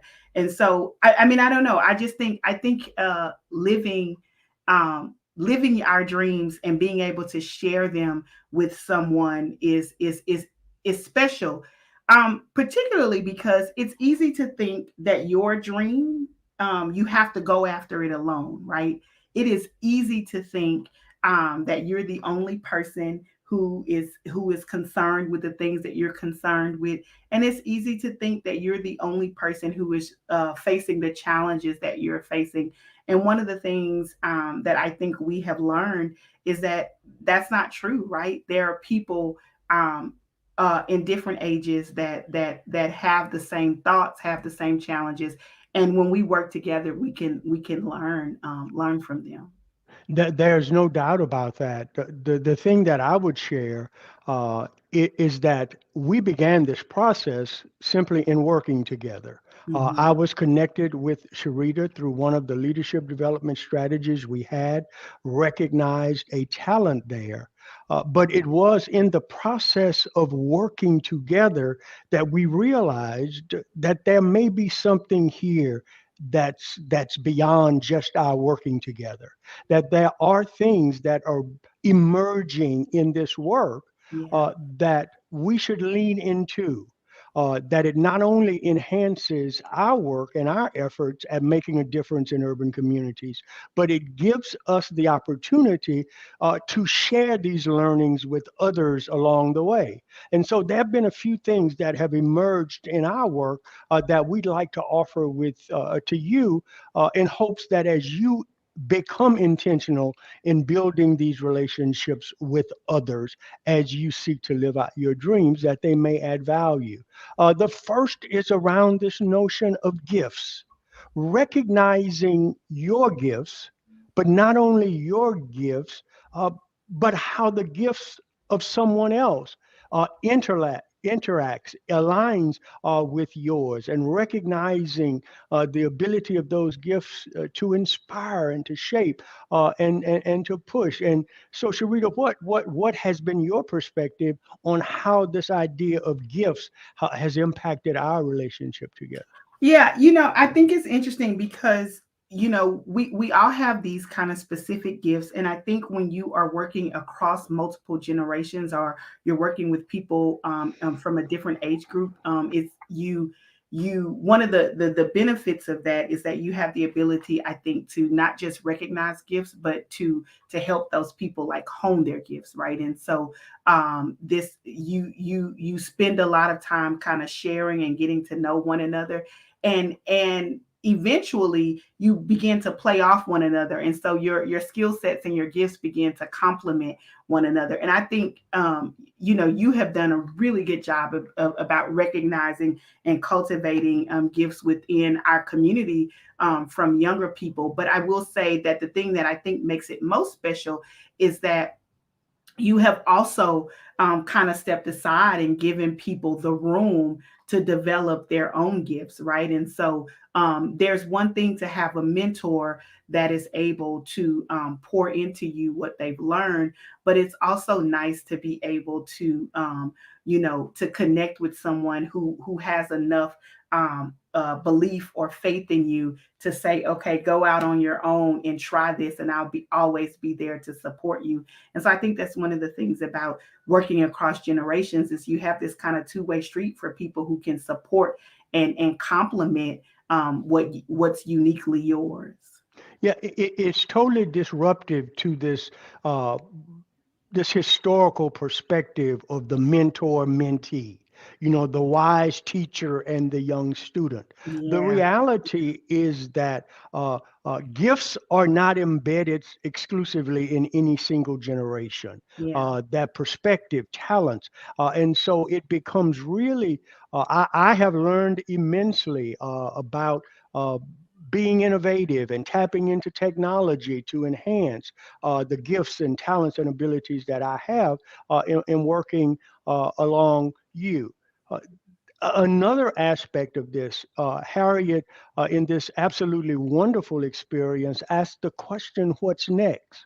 And embedded in that question of what's next is this reality that living out your best dream and bringing them to fruition is often a matter of endurance. It Mm, happens over time.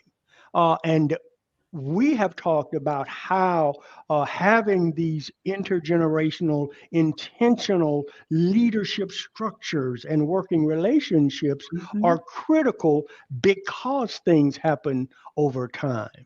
Yeah. Share, Yeah, I mean, I'm thinking about like I don't know anybody whose dream happens overnight, right? I don't know. I mean, I bet the majority of us on this at this retreat right now have been working on our dreams have been thinking about this and working toward it for several years now, right? And so this notion of endurance, I think, is important because you're building something, you're working towards something, right? And it helps to have someone who understands that, because there are going to be early mornings and late nights. There are going to be missed, events, missed family time. And so I think it's important to have somebody who recognizes that, and can help you through that and can coax you through that. It's a journey, right? You're living your dream is a journey. And I think it's important to have somebody who understands that. Well, I love all that you have had to say. And this is what I said as we began this event, Raymond and Sharita. We're doing what I call speed leaping. We're just going in, whoop, and gathering up just as much wisdom as we can real fast so that we can share as much as possible. But what a rich discussion. I thank you so much for pointing out how rich this relationship can be. And this is something culturally that we have known for generations. You know, the wisdom of the elders is something that we understand. Elders understanding that the wisdom of the young people helps to keep the whole journey and relationships and community vital. And the fact that you all are doing this in real time in a community to help folks in the community have a better experience is just living proof that it works. So thank you very much. We appreciate you and look forward to continuing the conversation. Thank you. Thank you. I'm feeling good, you guys. How about you? It's really a full day, wonderful day. We're going to pivot now to another aspect of answering this question, what's next? Many people serve in leadership roles, whether it is in a large company, in a small business, it could even be in your family, in your community. During COVID, during quarantine, what I learned, especially for people who are working in companies for other folks, when the leadership is frustrated, worried, scared, not understanding what's going to be next, and shares that with others, it can be incredibly difficult for the team to stay together and to feel uplifted and positive. Leadership is essential during this pivot of answering that question of what's next for your business, for your family, for your community. And our next speaker is going to talk about the power of empathetic leadership, leading with empathy, and really help us to understand what that means. I could not be more delighted than to tell you that the next speaker is my sister, Stephanie Hill. She is Executive Vice President of Rotary and Mission Systems for Lockheed Martin Corporation. This is a $16 billion enterprise that she oversees the P&L for. She was recognized in many ways, but among them, Savoy Magazine's 2020 Most Influential Black Executives in Corporate America, Black Enterprise's 2019 Most Powerful Women in Corporate America, and Computer World's Premier 100 IT Leaders. And my sister, Stephanie Hill, is going to talk to us about empathetic leadership. Welcome, Stephanie. Hi, Harriette. I am so delighted to be here with you today. Thank you so much for inviting me to participate in this virtual Dreamleapers retreat. And I'm just so proud of the difference you're making for so many. This has been an awesome day so far. Well, thank you. Thank you. So I'm going to let you take it away. Okay. I believe in the power of empathetic leadership. In fact, it's one of the most important characteristics of a great leader. I have been fortunate to have had the experience of caring, empathetic leaders in my career, and I have seen this characteristic accelerate and enhance the building of strong, cohesive teams that do amazing things, even in the most challenging environments. One of my most powerful examples of caring and empathetic leadership was 20 years ago when I was pregnant with my youngest son, Cameron. I had just been promoted to director, and 6 months later, I was pregnant. Personally, my husband, Corey, and I were ecstatic with the news. Professionally, I wasn't sure what it meant. You see, I had never seen a pregnant executive in our company before. So when I told my leader that I was pregnant, now what you need to know about me is that I wear my heart on my sleeve. And so when I told him I was pregnant, he saw my trepidation and he went on to say, "Why the long face, Stephanie? We're having a baby." And I'm like, "Whoa, we're not having a baby. Corey and I are having a baby." But then he proceeded to tell me just how confident he was in my ability to excel at my job and that he would be there to support me. He recognized my trepidation. He saw me. He went on, speaking life into me, restoring my confidence. It was so powerful for me. And there was nothing that I wouldn't do to make sure that I didn't let him or the business down. Now, fast forward to 2020. I remember a few months into the pandemic when we were all still learning how to navigate the demands of working and living at home simultaneously. I was wrapping up a 90-minute Zoom meeting, and one by one, the boxes of people started disappearing as they left. You know how that goes. And typically, I would have been quick to leave too, but for some reason, I found myself just watching as people left the meeting. And then it was just me and one other box. And it was a young woman holding a little baby on her lap. And I could tell she was tired. She looked a little bedraggled, trying to balance the demands of a job and the needs of a baby, not to mention the added stress of a global pandemic. And I can remember thinking to myself, wow, look at everything she has going on. Look at her commitment and dedication to spend these last 90 minutes with us. Look at her strength. For me, having empathy means that you appreciate what others are going through. It means being able to take a step back to truly see each other and make sure that we're okay. This random Zoom interaction with this young woman was a powerful reminder of the importance of truly understanding what our people are going through. This is certainly true in a global pandemic, but it should always be true. You know, there is just something magical about having an environment where you know you belong because the people in that environment show you that they value you and that they care.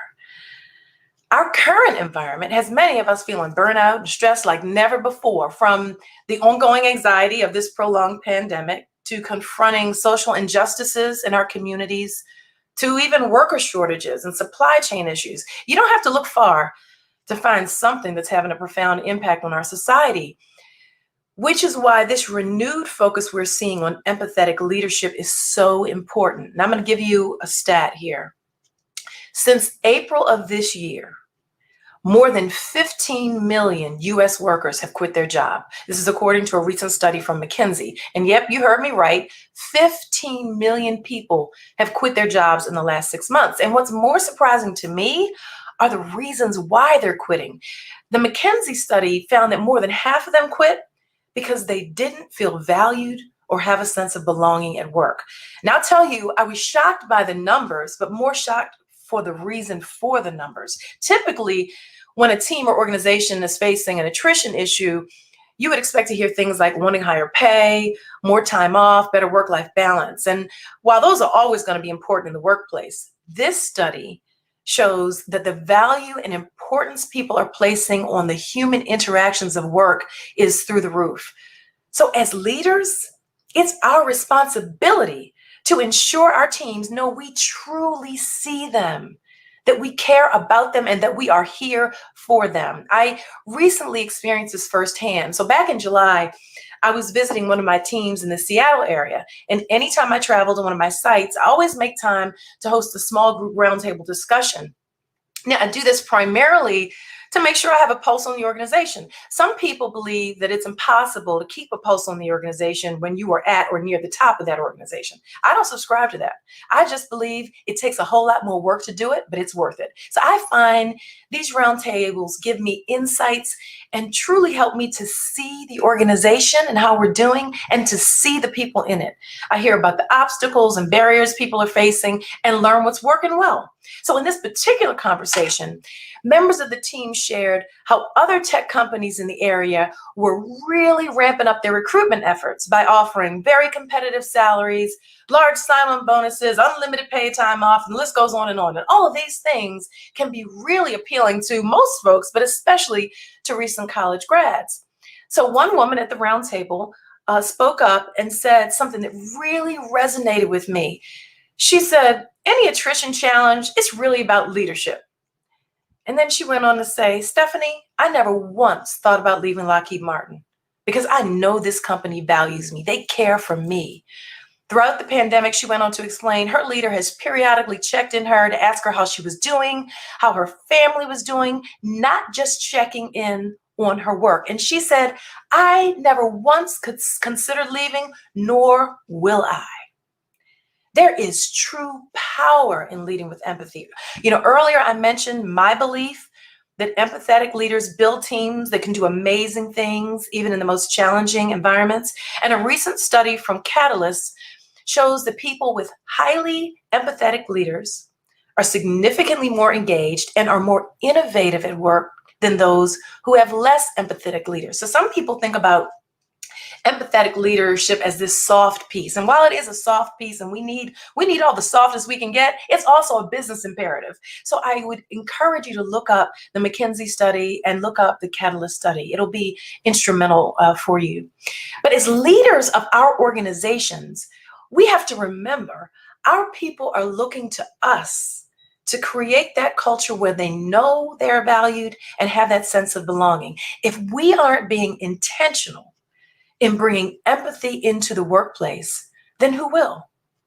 So, consistent with Harriette's theme of what's next, I want to leave you with a few ideas on how you can be intentional bringing empathy to the teams that you're privileged to lead. First, be approachable.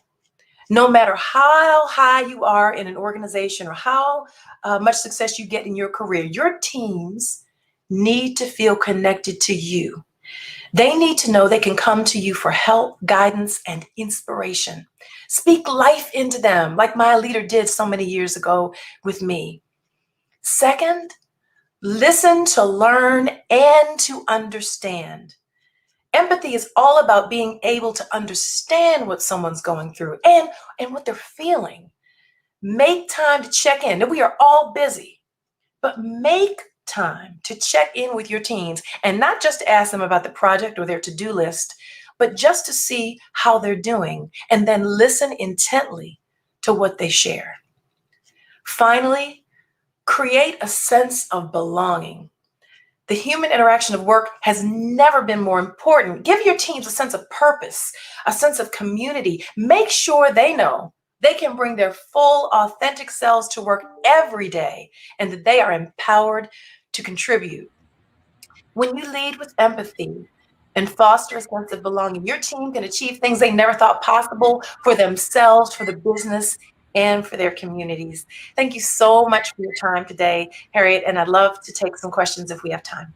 Yes, so I wanted to let folks know we are going to entertain questions for Stephanie. So if you have questions, you can write them in the chat box just for a few minutes. But I thought it would be great to talk to her about this notion of empathetic leadership. So Stephanie, one question that I'll start with is, when you are working in an environment where there's a lot of uncertainty, because we've seen that a lot during COVID and the downturn in the economy for some businesses. When there's a lot of fear, how can a leader help to change that energy from a fearful environment to a more hopeful, positive environment?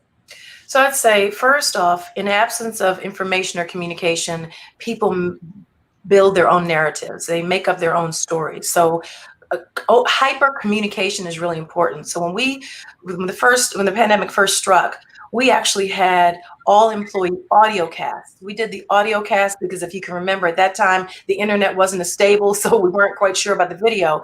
And what we would do was we would give them about 15 or 20 minutes of information that we know they needed. And then we would open up all the lines. And we literally had thousands of people. We would open those up so that they could ask us questions. They could tell us what was worrying them. We had our doctor on site. We had leaders in our organization on site, making ourselves available. I would say the most important thing that I found to be true in this pandemic and other forms of uncertainty is to be accessible and available for your teammates, and be honest and open about what you know and what you don't know, and when you'll get back to them when you know it. Excellent. Here's a question from Marsha Reeves Hughes from Baltimore, our hometown. Hey, Marsha. What happens if you are a manager and the senior executive is not committed to empathetic leadership? So it's interesting. I think that we as leaders, no matter where you are in the organization, have a responsibility to show up and impact where you have your sphere of influence.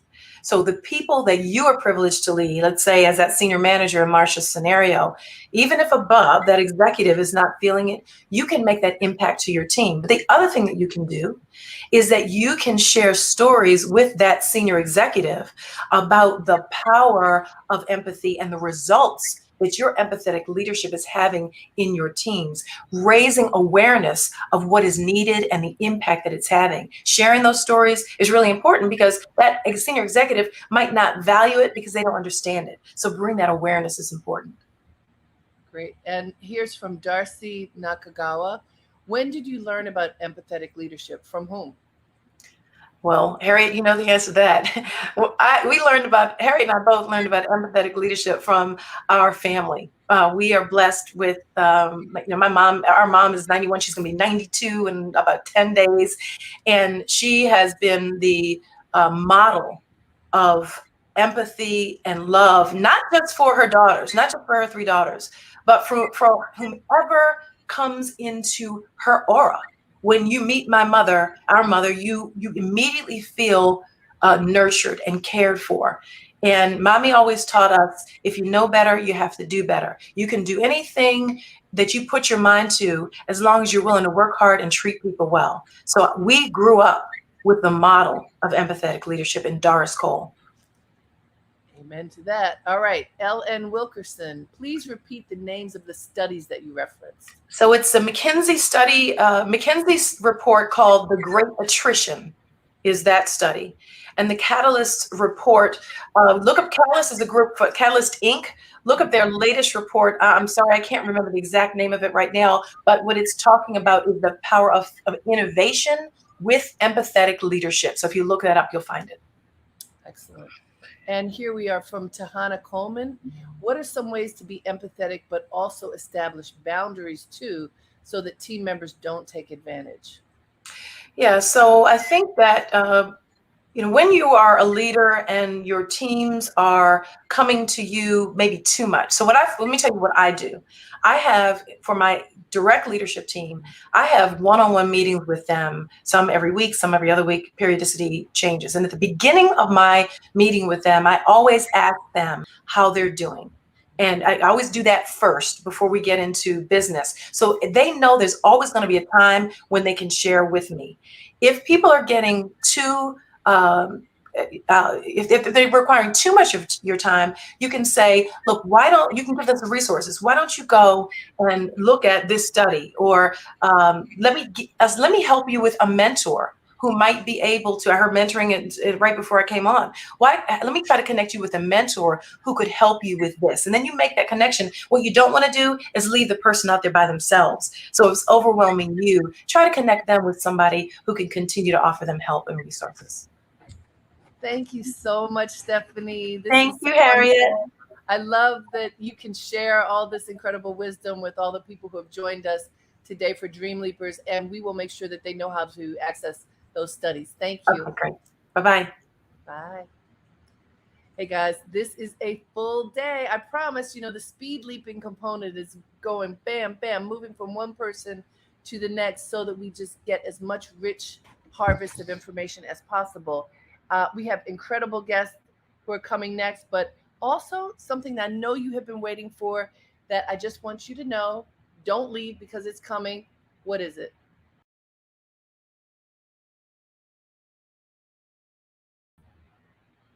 Yes, financing your dream. So many people say they have a dream, but they don't have any money. And if you don't have money, how can you get it to the next level?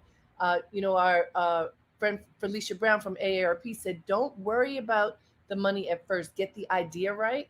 But we're going to talk about how to get that money later. But right now, I have the honor, distinct pleasure to bring on someone who I have known since the very beginning of her career because she started her career with me and she tells the whole world about it. So we know the other folks know too.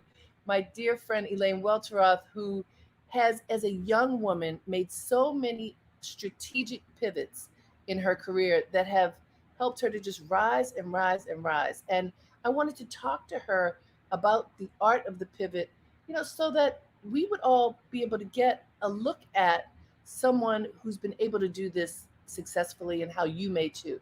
So, Elaine Welteroth is an award winning journalist, New York Times bestselling author, producer, and judge on Bravo's Project Runway, which just started the new season.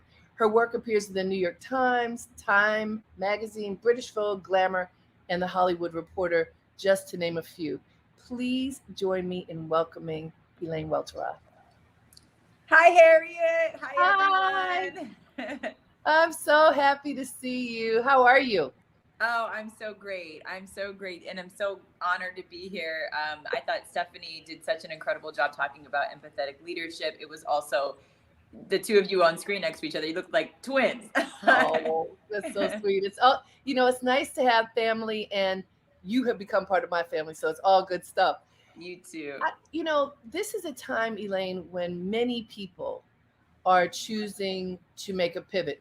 Like Stephanie said, 15 million people have quit their job in the past 6 months. That is such an incredibly huge number at a time when there's uncertainty, but 15 million people said, so what?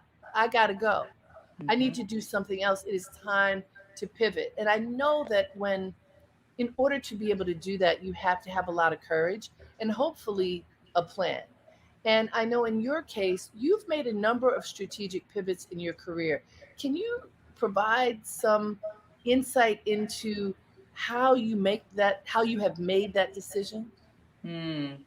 Well, yes, I actually think that times of uncertainty produce courage.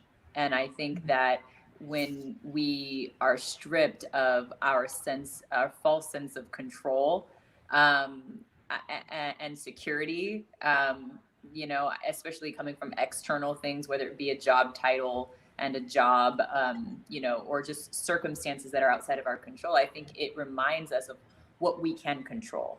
And, and I think, I have experienced, yes, a lot of, well, first, what I'll say is I started my career in a state of uncertainty, because I started my career in the Great Recession. And I remember people losing their jobs left and right and working every single day alongside you like it could be my last. And so I think that it was a character building time that ultimately produced a certain level of discernment around, okay, am I making the right decisions? You can't get too comfortable. You can't get caught on autopilot. And I learned that from you. And I also saw that a lot of people during that time, those who did lose their jobs, started businesses and went freelance. And so I tried to keep a mindset of, I welcome a sense of change. I try to approach change with a sense of adventure, and not fear. I try not to allow fear to paralyze me.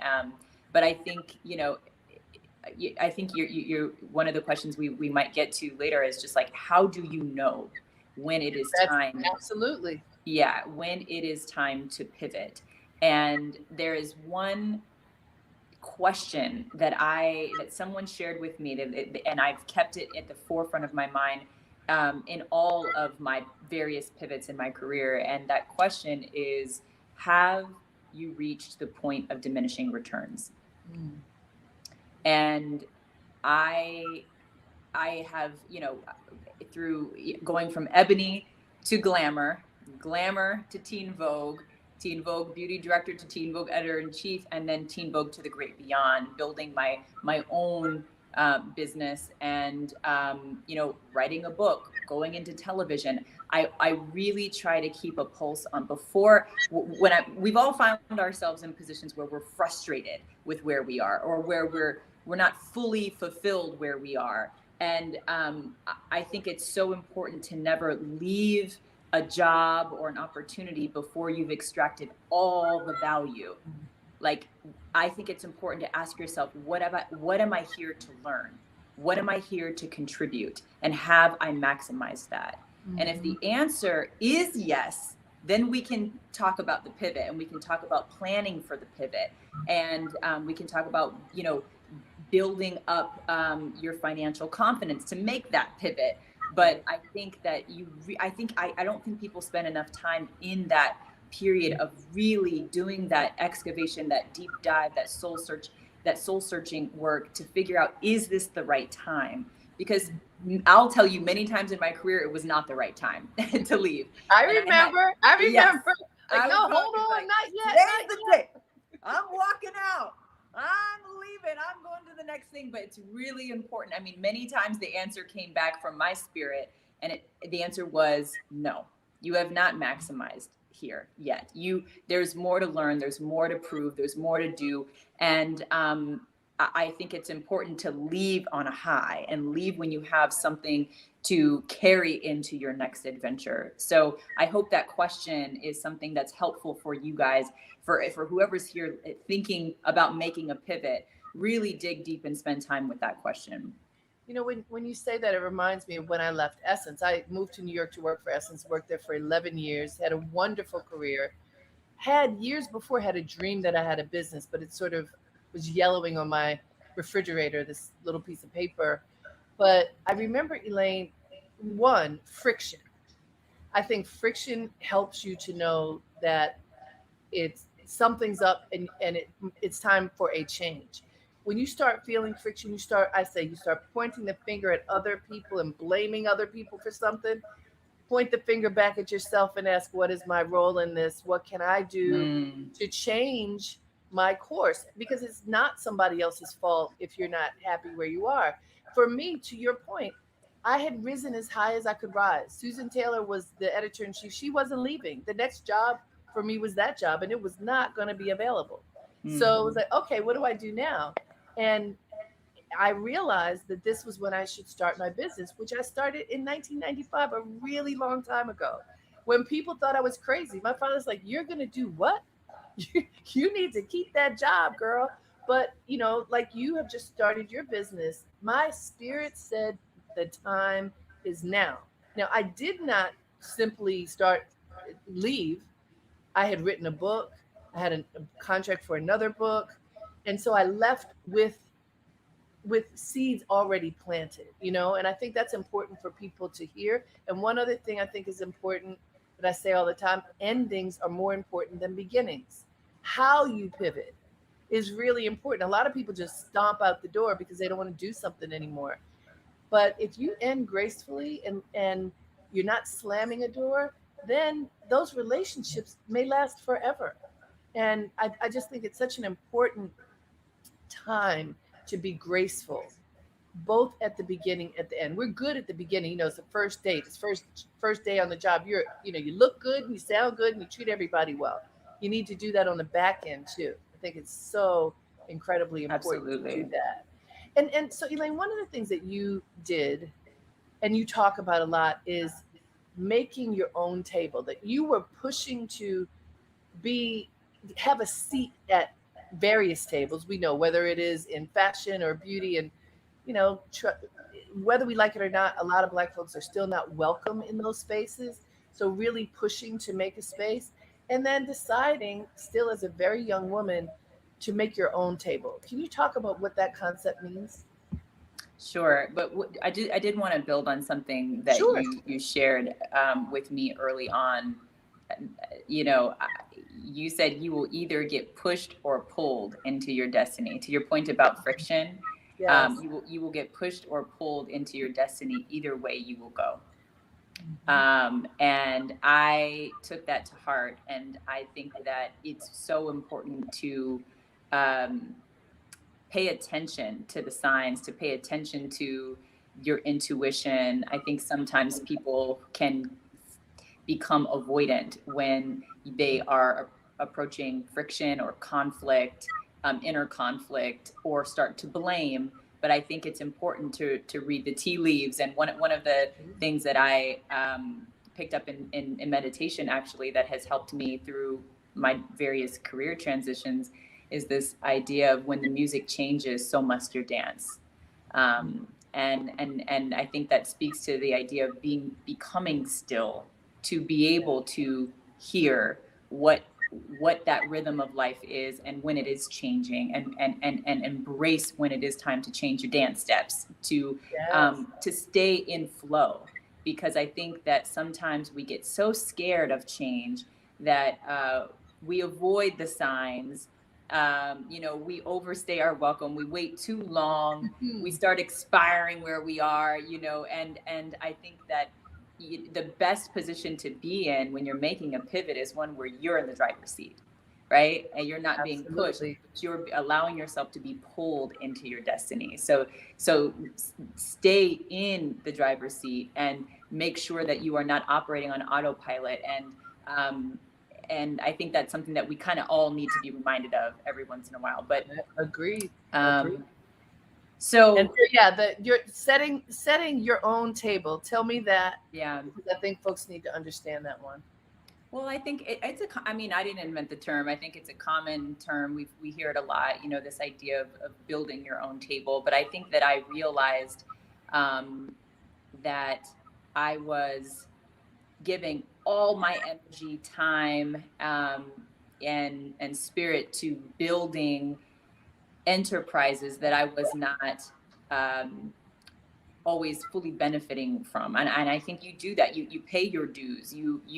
And I listen, I didn't expect to be in a position at such a young age that I had dreamed of being in since I was a little girl. I thought it was going to take me 30 years to accomplish the goal of becoming an editor-in-chief, but the world changed many times through my career, and it allowed me to kind of accelerate in my career faster than I expected. And I saw leadership within the corporate confines as an opportunity to build a different kind of table. And I'm very proud that I was able to do that, seize the opportunity. When you find yourself, in rooms that were not built for you, or in systems or spaces that were not built for you, sometimes just first of all, being you is a radical act, being authentically who you are, but also recognizing the opportunity to open doors for others who have been systematically shut out for so long. And I found a lot of purpose and value, intrinsic value, in being able to do that and to build a different kind of table within this structure.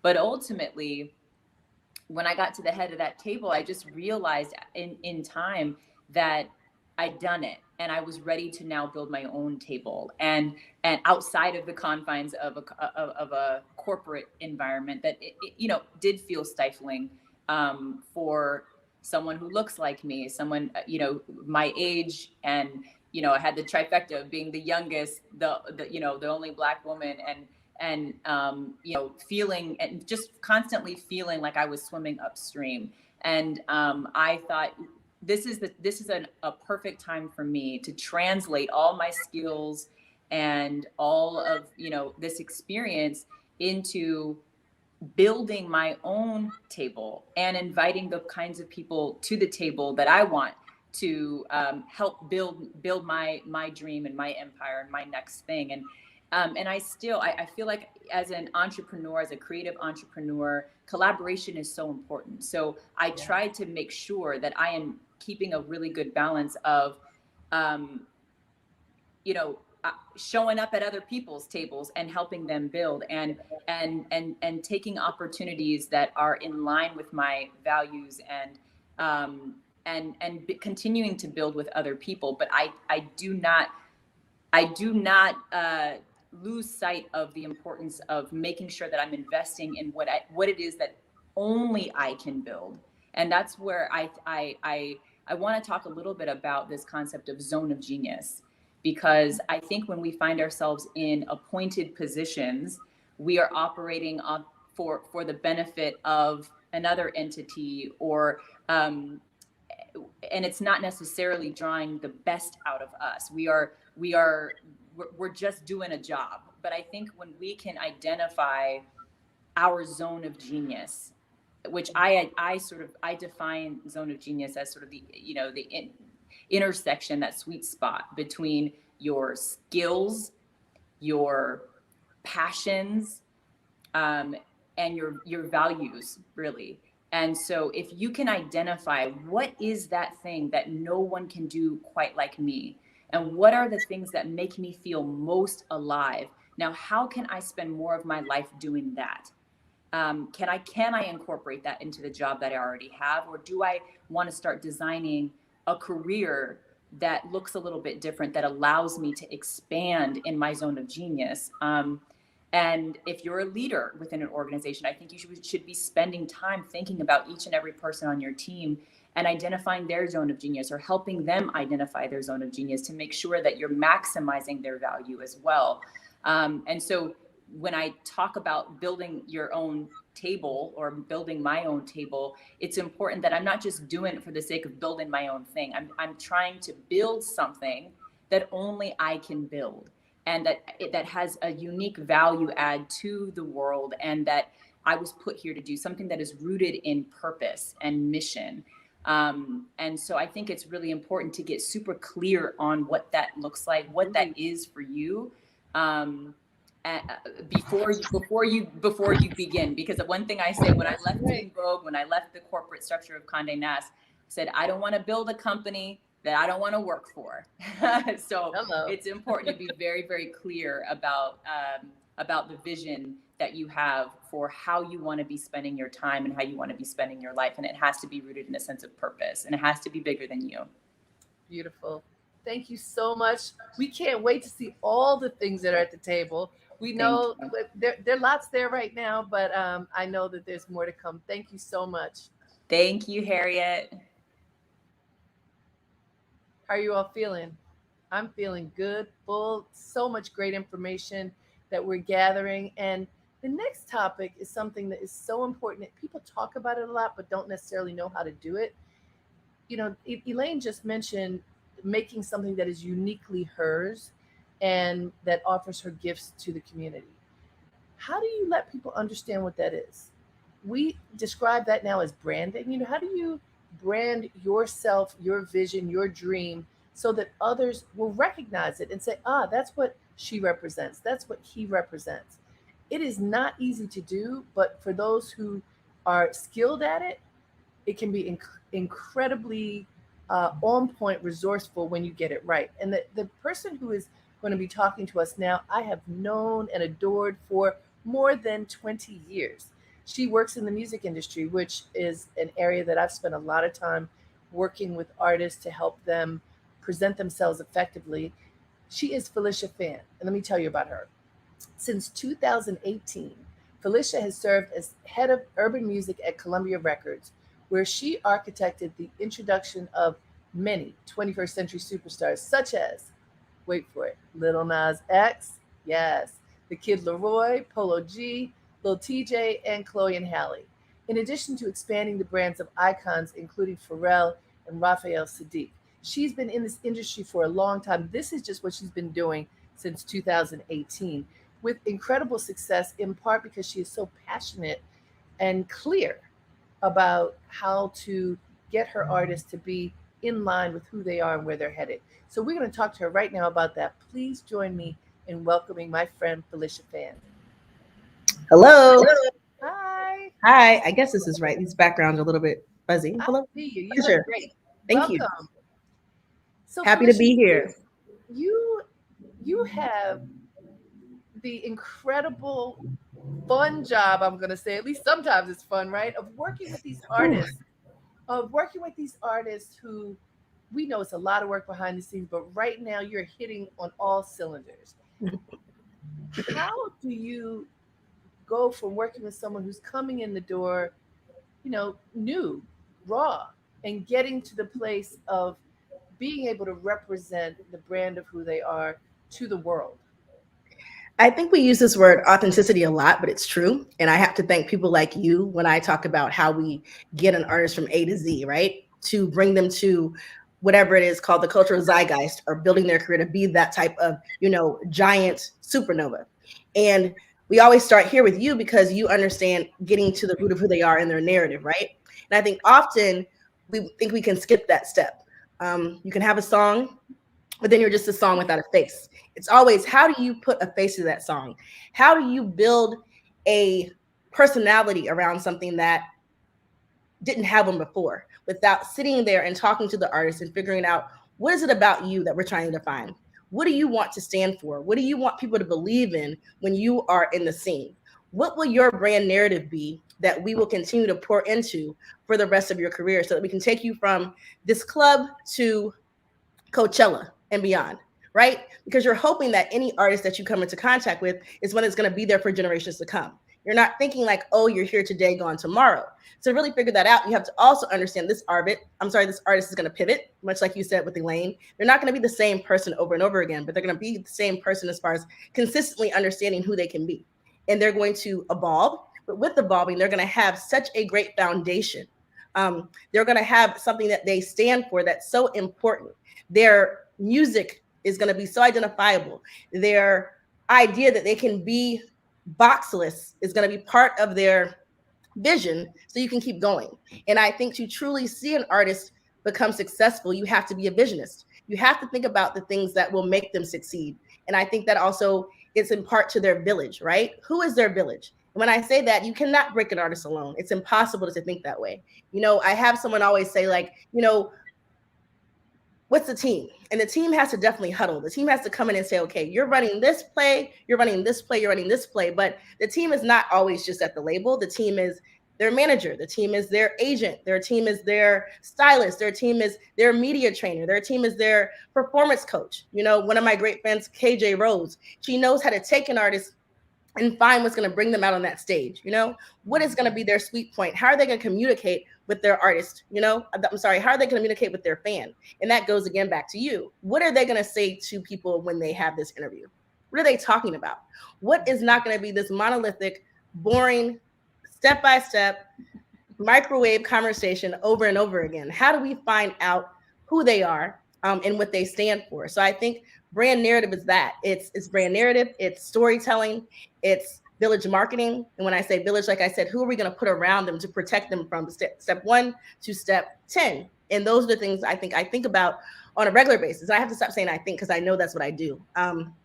That's what makes me happy, when I can truly deep dive with an artist and really find out what makes you sleep at night and what keeps you awake at night. And what are you trying to break through in this journey? I think about early in my career, I worked with Erykah Badu. Mhm. And I was also doing some styling with her. And the label, in part, didn't understand her. Because if you think of when she started, she looked so I different. remember. Everything about her was different, right? And at first, there was a desire to kind of put her in a box. Mhm. And then it was very easy and obvious to understand that that could not happen. But we Mhm. know, like in corporations, because they want to make sure we're going to check off the box, we're going to make enough money, sometimes they push towards something that doesn't work. And I'm Mhm. bringing that up thinking about Lil Nas X. Mhm. So this is a brilliant artist who pushes the envelope in ways that haven't been pushed in some time. Mhm. How do you, as the head of urban music, help to cultivate his uniqueness, but also perhaps protect him? Because, it's just natural. The business wants to make sure he will be profitable. And sometimes that is leaning toward conservative. Mhm. I think it's twofold. Again, it goes back to the fact that he is his own genius, first of all. And I think the role of the executive in the space, or what I see myself, is how do you protect his bravery? How do you protect his journey to also discover himself along the way? He's not even, he's 22 years old. So as he is growing, as he is identifying with what he wants to become, how do we protect his narrative, his journey? And I won't even say mistakes, because I don't think artists really make mistakes. I believe that they are on a path to self-enlightenment. And what you have seen in a short period of time is a person decide that I am going to live in my truth, and I am going to trust that my vision may not be for everyone, but it again is how I sleep at night. And as he is on his path of self-discovery, and as he has shown us that this is the story that he wants to tell, all we can do as a team is provide him with the tools to make sure that his story is expansive, and that it is given the tools to truly penetrate culture in a way. And when you say protect him, make sure that what he does is with intention. And because I believe everything that Little Nas does is with intention and purpose, and from a place of true, genuine thought and from his heart, he always ends up climbing higher because he made the decision not to live in fear. And that is really what it's about when you say a dream leaper, having the ability to be fearless, the ability to say, I can go against naysayers. I can disrupt these boxes. I can disrupt these preconceived notions of what I'm supposed to be as a young Black man in culture, as a queer artist in culture, as a young human being in culture. I have enough faith in who I am to take the risk. And all I need behind me are people who will allow my vision to not be limited. That is bravery. And talking about bravery and moving past fear into claiming oneself, I think those are essential. And as the folks who are gathered here are looking to take their dreams and brand, this precious thing that's in their heart that they want to do, what advice would you give to them about making that step and being brave enough to really go for it? What do you want to stand for? What do you want your legacy to be? Because really, it's about your legacy at the end of the day. And people will go through life challenging your legacy. They will challenge your beliefs, they will challenge your perspective, and they will challenge your expertise. But in that, you have to still say, this is the legacy that I want to live. Andra Day is an example. I bring her up all the time because of what people thought she should look like, what a woman that is fair with a certain length of hair should look like in this structure. She said, I am opposite of that. I need you to hear me and understand me through my music and through my voice. And that's it. So she wouldn't allow fashion and heels to be what led her journey. She wanted her voice and her mission and her song to lead her journey, which is why to this day, rise up won't disappear. You're going to be rising up for the rest of your life. Seriously, you will rise up forever because she decided that her voice and her message was more important than anything else, and everything else would come after that. And so I believe it's what you lead with. What is your legacy? What do you want to define yourself as? And do you want to be someone who's here for a long period of time? And again, that's up to you. You can be okay with saying, you know what, I want to do jazz clubs forever, and that's totally fine. I want to do arenas forever, but you have to make the decision, and say, I've decided that no matter what, I want to carve out a legacy that I'm proud of, and that I can own. Because again, this is for you to own, no one else.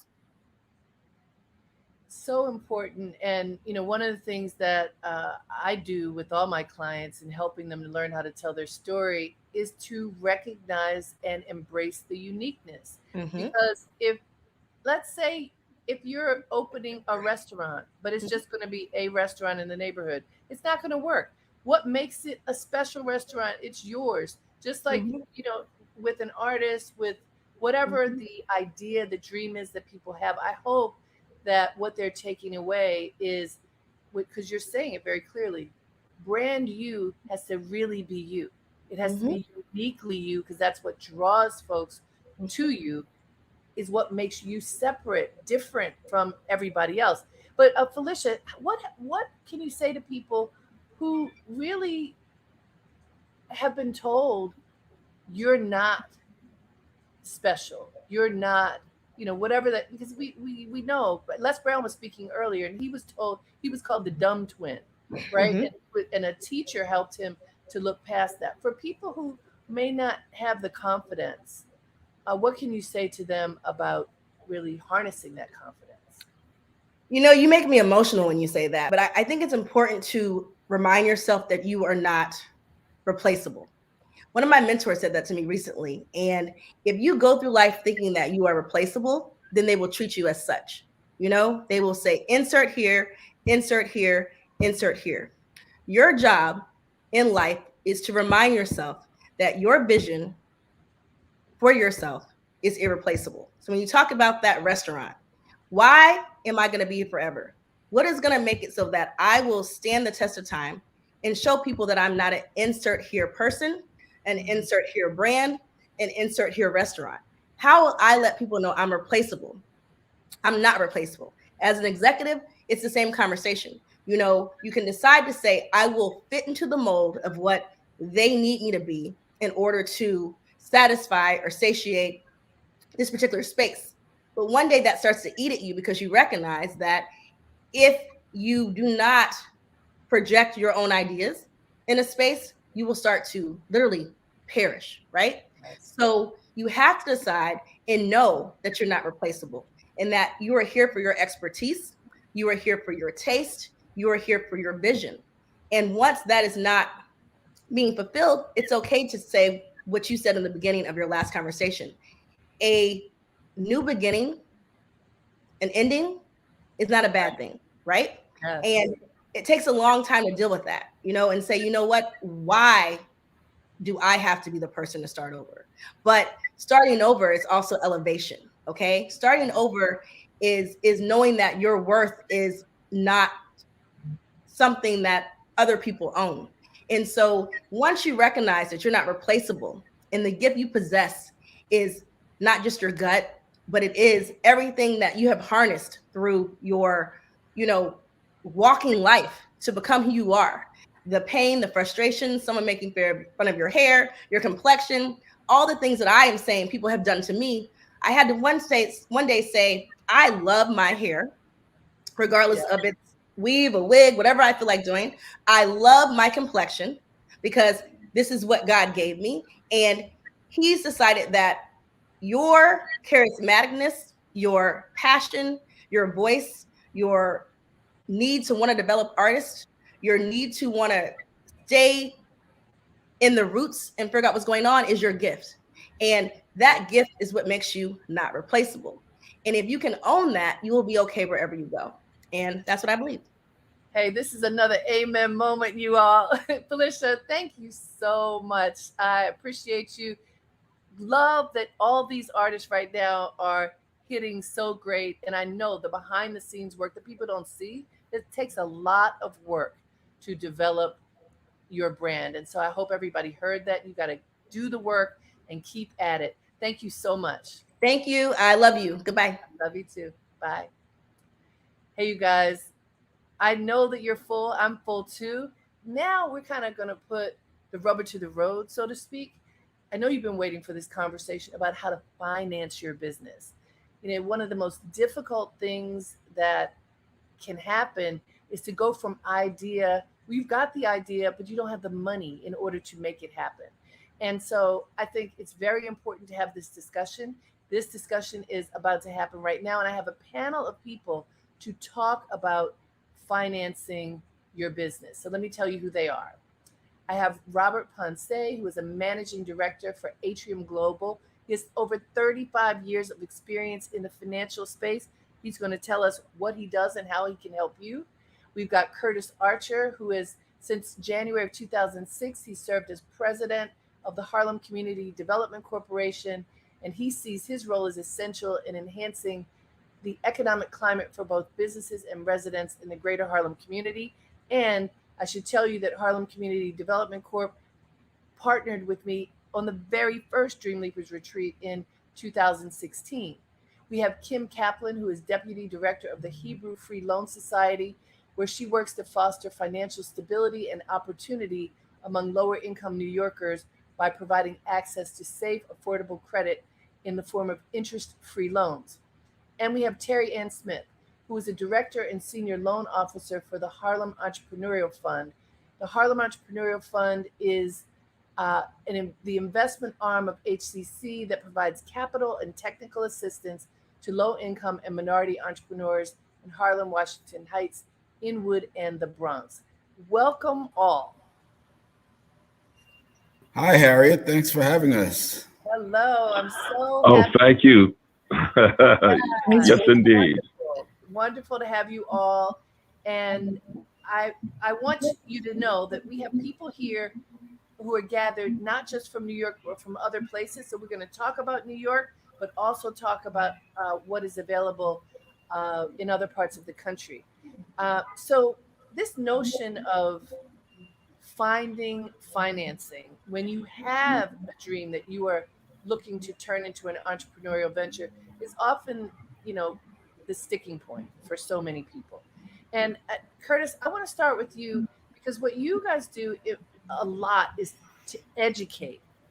You have a lot of educational programming to help people learn what they need to do so that they could get financing. So can you tell us what happens at your organization? Curtis. Yes, Harry, and thank you so much for this forum, this opportunity to really get the word out about, let's say, the availability of financing your dream. Needless to say, Harlem Community Development Corporation, as you know, we are a state agency under Empire State Development Corporation. And technically, our job is to make sure that any and all resources that are out there and available come to the small business community. And Harriet, as I mentioned before, I am your tax dollars at work. So strategic partnerships with organizations such as HCC, we've worked with them very closely. As a matter of fact, please tell Hamill I said hello for sure, and others like that. I have to say that the key thing, webinars. Before, we used to actually provide our technical assistance, our seminars and workshops in person at the state office building. But since COVID and the lockdown, all of our webinars, content is now virtual. And with strategic partners such as the Harlem Business Alliance, the New York Women's Chamber of Commerce, Start Small, Think Big, SCORE NYC, all of that is now available to all of the small entrepreneurs out there. And one of the things I have to say, Harriet, is that the turnout has been tremendous. Yes. Because now, instead of you having to actually go to a physical location, you can actually just roll out of bed and log on. And so, I mean, I guess the game-changing ones have been trademarks, have been negotiating a commercial lease, have been, of course, access to finance or capital. Those have been some of the award-winning ones where the turnout has been just incredible. So our job is, like I said, making sure that the entrepreneurial class has access to the content and information out there. And how do people attend these webinars? Where do they go to attend? Very good. Well, literally, if they go to, let's say, our website, harlemcdc.org, we will send them a link to any and all of the webinars that are available, including if you've attended one or, missed one, you can actually send us an email, or more precisely to francisco.guzman@esd.ny.gov, and you will actually get the content, the actual webinar that was presented that you may have missed. You will be able to receive that. And even though these are focused on New York, I'm assuming that people anywhere would benefit from the information because it's pretty basic information about starting a business, getting a trademark, et cetera. Is that true? Yes. All right, good. So Kim. That is absolutely true, Harriet. Bottom line is there are some universal practices that every business must know. Excellent. Kim, I'd like to, first of all, I want you to tell us what your organization does. And Sure. what I think is really interesting is how easily people can access resources from your organization. Because, again, often the idea is that to get capital, there's an incredible barrier. You have to have a lot of money, you have to have years of credit, and that's not necessarily true. Tell us about your organization. Sure. So I am the deputy director at the Hebrew Free Loan Society, HFLS for short. And we have been around for 129 years doing the same thing, making 0% interest, no fee loans to low and moderate income New Yorkers. The name can be a little misleading. We have Hebrew in the name, but we actually serve New Yorkers of all different backgrounds, different faiths, nationalities, immigration statuses, everyone. And it's been that way since our founding in 1892. So we provide 0% interest loans for small businesses up to $50,000. But we also have a whole bunch of other interest-free loan programs to meet emergency needs, storm damage after Hurricane Ida, college tuition, vocational training, certificate programs, adoption, fertility treatments, medical care, dental, living expenses, everything you could possibly think of. And we're coming up with new programs and partnerships all the time. So even if your need isn't strictly business related, maybe you want to go take some educational courses to improve your cooking skills or your artistic skills or whatever it might be that's relevant to your business, we can help with that too. And we serve people in the 5 boroughs of New York City, Westchester County, and Nassau and Suffolk counties on Long Island. As long as you live there and you meet the low and moderate income limits on our website, which are based on household size and cost of living by county. So it's a little more generous for us than you might expect, given how expensive it is to live in our area.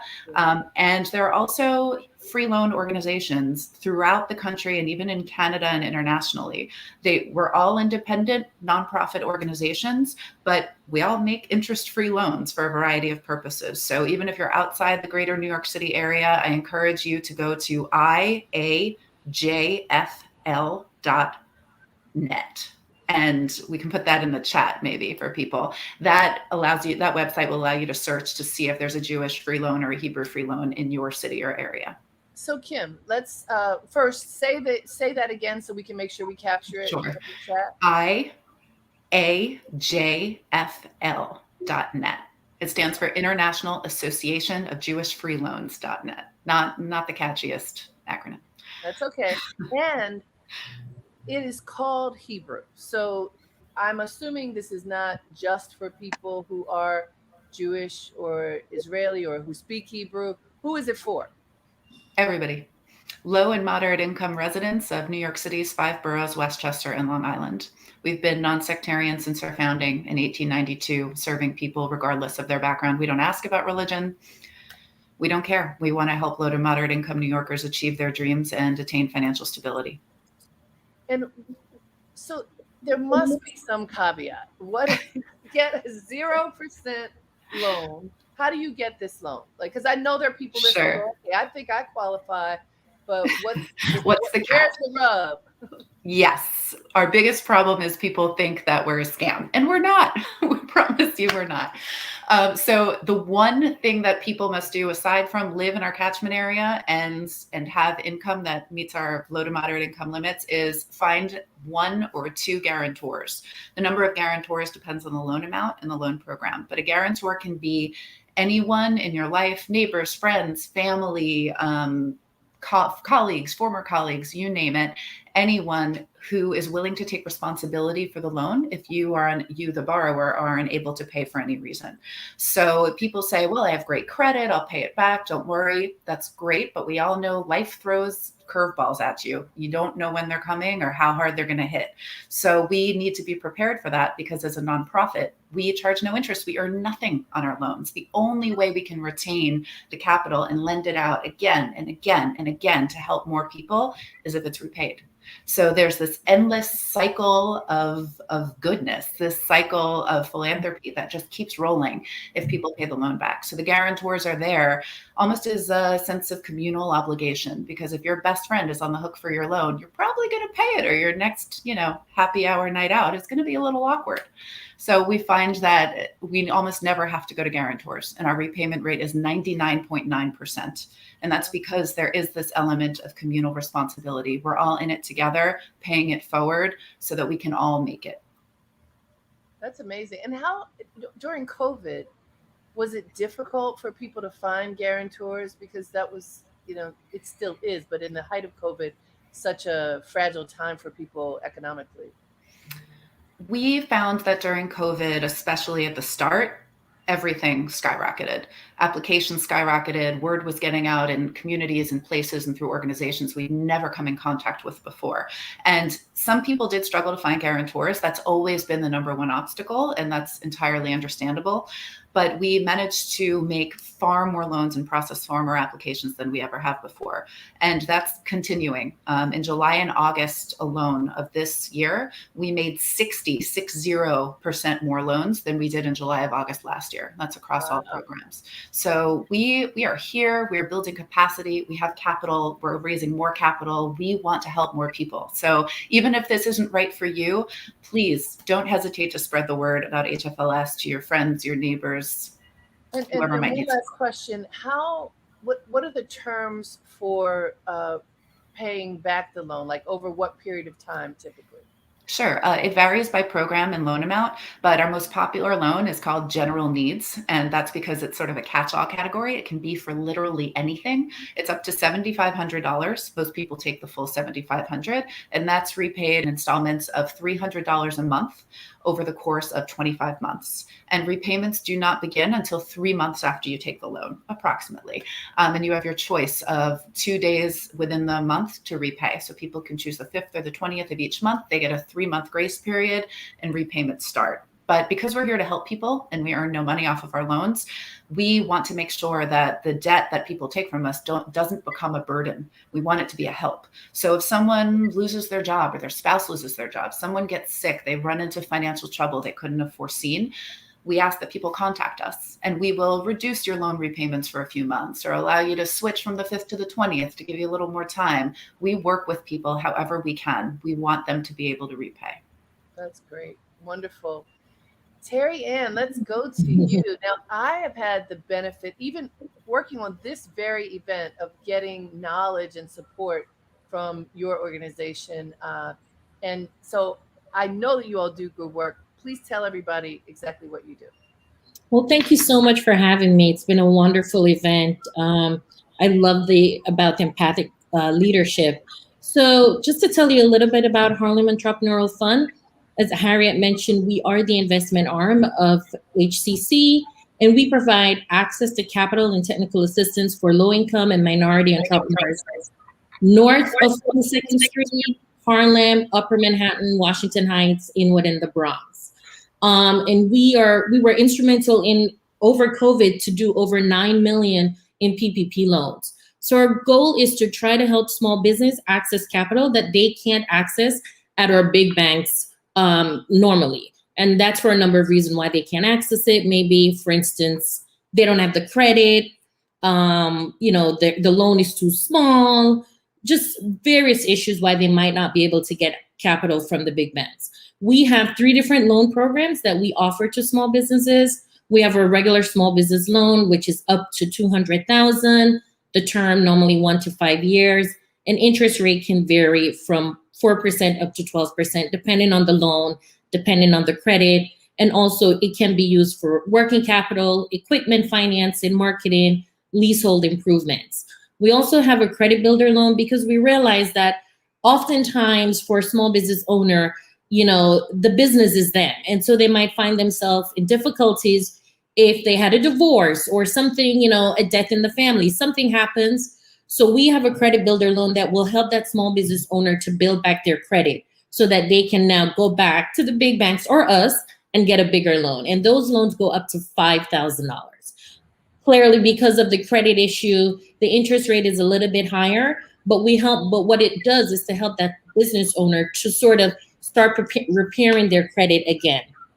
And then in COVID, we realized that a lot of people, they were just business, they weren't really doing business the way they were. And so we pivoted and we developed a new lending product, which we call our COVID-19 Small Business Recovery Program. And what we wanted to do, it doesn't have the terms like Kim's loans that they have, because there's an interest rate attached to it, but it's 1% over 5 years. And which, you know, if you're thinking about it, there's no bank out there that's offering those kind of terms for a loan. The caveat on that is that the loan amount is up to $15,000. So it can go anywhere from 5,000 up to 15, even a little bit lower. And obviously that would depend on your credit, your business need. So those are the 3 loans that we're looking to offer to clients now. And we've seen an increase in the demand, because I think everybody has sort of accessed the PPP loans, all the grants that it was out there right after, you know, COVID. And so now people are starting to see what their needs are and looking to go to lending as an option. Excellent. Thank you.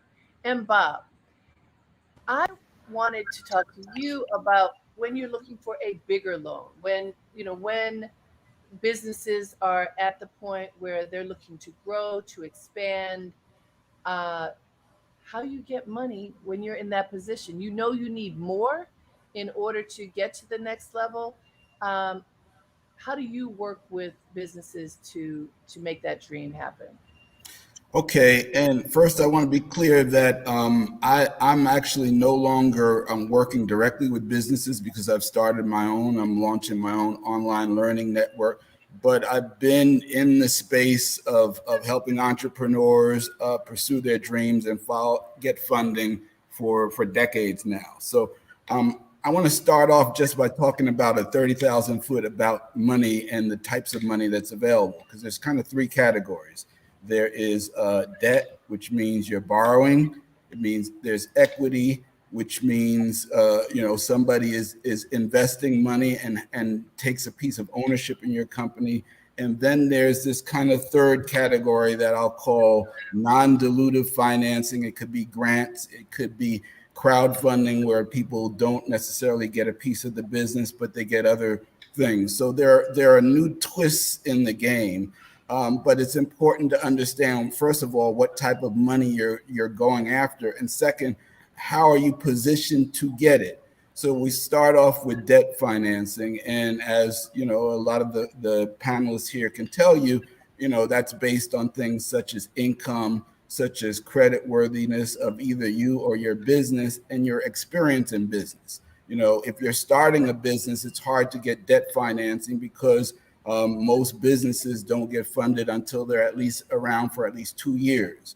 One workaround for that, if you're starting a business, is that there's something called shelf corporations, where you can actually buy a corporation that has been formed but has not been put into operation, and you might spend a few $1,000s for it, but it puts you in business 2 years, 3 years, 4 years already. So the first hurdle of business financing is over. So it's basically you're trading money for time.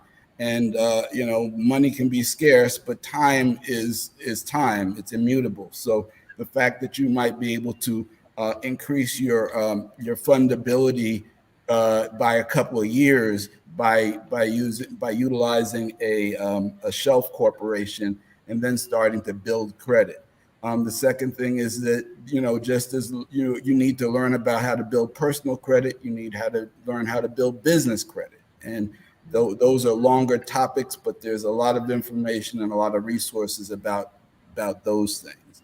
So those are the things. And also in terms of, when you're talking about debt financing, a lot of times you can get debt financing based on assets. So sometimes you have people, let's say, who have been in corporations for a few years, have a few assets, but are now pivoting. And you talked a lot about pivoting on this live stream. So let's say you're pivoting and you have some assets, you have some real estate, you have some other assets. A lot of times you can collateralize those assets to put yourself in business. Now that's something that, you have to take that, is this something you want to do? Do you collateralize your personal residence? Do you have a secondary residence? But all those things are are things that you can use.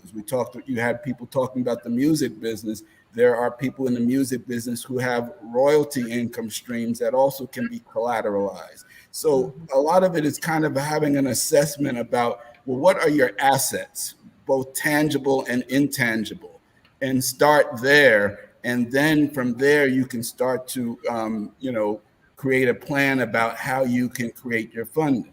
So the other thing I haven't talked about is equity financing. And equity financing, there's a lot of money for equity financing, but again, they're looking for certain things. So they're looking for a business that will scale. The way venture capitalists think is that it's kind of like baseball, so if none of you are baseball fans, please forgive the baseball analogy, but you know a few things about baseball. We're Americans. It's supposedly the American pastime. So baseball players, if they hit 3 out of 10 times, they're considered a good hitter. If they hit 4 out of 10 times coming into the plate, they're going to the Hall of Fame. With venture capitalists, if they hit 1 or 2 or 3 out of 10 times, they're winners, because they're looking for companies that they can put in money and get, 4 times, 5 times, 10 times, 20 times, 100 times what they put in. So venture capitalists are looking for businesses that will scale and hit the home run. Now, the good news for us now is that even if you think you don't have the capabilities, the power of an idea can create something that can scale. Let's look at a couple of businesses. Let's look at a business like Airbnb. So Airbnb is a business that basically takes a commission for helping people who are looking for a place to stay and people who have places to stay. It's all online. Airbnb owns no real estate, and they just supply the customers on one side and the places to stay on the other, and they use an online platform to match them up, and they take a commission. And this was a couple of guys who just kind of started this thing out and scaled it. So the thing was, they weren't tech geniuses. They had an idea, they focused on it, they built it, and they scaled it, and now it's a multi-billion-dollar business. Sure. And in the environment we're in, you can still have one of those ideas, but there's a process on how to ideate, how to get to that process. So let's talk a little bit about equity and how that actually works. Can I do a screen share real quick? Very, very quickly, because we're running over. Okay, all right. So then I'll skip the screen share and just try to go through this like the lightning round. So so the thing is that what they're looking for is a minimum viable product. Before you're going to ask for angel money or something like that, you've got to be in a position where you've got something that you can show people that you have some sort of traction with your customers. From there, if you can get to revenue, the further you get along, the better you are for funding. The thing that they look at is creating something called a valuation, and that's how they kind of determine the dance in terms of how much money you can get and how you can get there. You will need a business plan, you'll need a presentation, but most importantly, you need a narrative. So remember that fundraising is a type of storytelling. You're telling a story about who you are as an entrepreneur, who your customers are, what is the problem you can solve, and how big is the market of your customers. And if you can tell that story both in narrative and numbers, you will put yourself in a position where you can be funded. Well, thank you very much. Thank you all. Thank you, Bob, Terry Ann, Curtis, and Kim. And we're going to make sure folks know how to reach you. Bob, if those slides, if you could send them to us, we'll share with everybody. Okay, I'll do that. Harriette, I wanted to mention one thing. I know that we're a CDFI and there are CDFIs around the country. So everyone can go to cdfifund.gov and find a CDFI within their region to be able to access capital. So thank you. cdfifund.gov, and they'll be able to find us. They just have to put in their address, and they'll be able to find a CDFI within their neighborhood. Excellent. Thank you Thank all you. so much. Thank you. Cheers. Take care. Take care. So what's perfect, everybody, is that the guests who are coming up now, and I'm glad that you stayed because I want you to hear the guests who are coming up now are going to talk about looking to get venture capital. So incredible women who I've been working with, I guess pretty much since they founded their business, Kahila, several years ago, they are now going from startup to having the vision to move forward and leverage their business to scale up. They are Kim Havens and Noah Reese, founders of Kahila, which is a digitized and modernized women's resource group offering efficient and scalable coaching, community, and connection for women on the rise. Join me in welcoming Noah and Kim now. Hi. Hi. Good. Good. Awesome. Wow. It is an absolute privilege, but also a pleasure that we have had to be able to listen to the incredible speakers you've had today. Thank you so much for having us. I'm Noah, by the way, and I am Kim. So I'm going to let you take it away. Okay. Great. Well, we're going to just start at the beginning. Kahila, we like to think of it as a mashup. If you think of LinkedIn and the networking that happens on a LinkedIn with a Peloton app. So the edutainment and the one-to-many model of Peloton, smash them together. And that's kind of what Kahila feels like. So I don't know if any of you got on the Peloton bandwagon, but we certainly did during COVID. So our big vision at Kahila is to change what senior leadership in corporate America looks like. We believe it needs to represent the diversity of this country. And our mission is to do that by providing equitable access to leadership development. And that's a combination of personal and professional development, because we know those two things are inextricably linked and they really unlock talent. So today we are going to share with you a few things that we have learned along the way, starting from a dream to going after venture capital. The first thing is you keep your eyes wide open because you never know when magic might strike. So Noah and I met about 5.5 years ago at the kindergarten drop-off. So where all good businesses begin.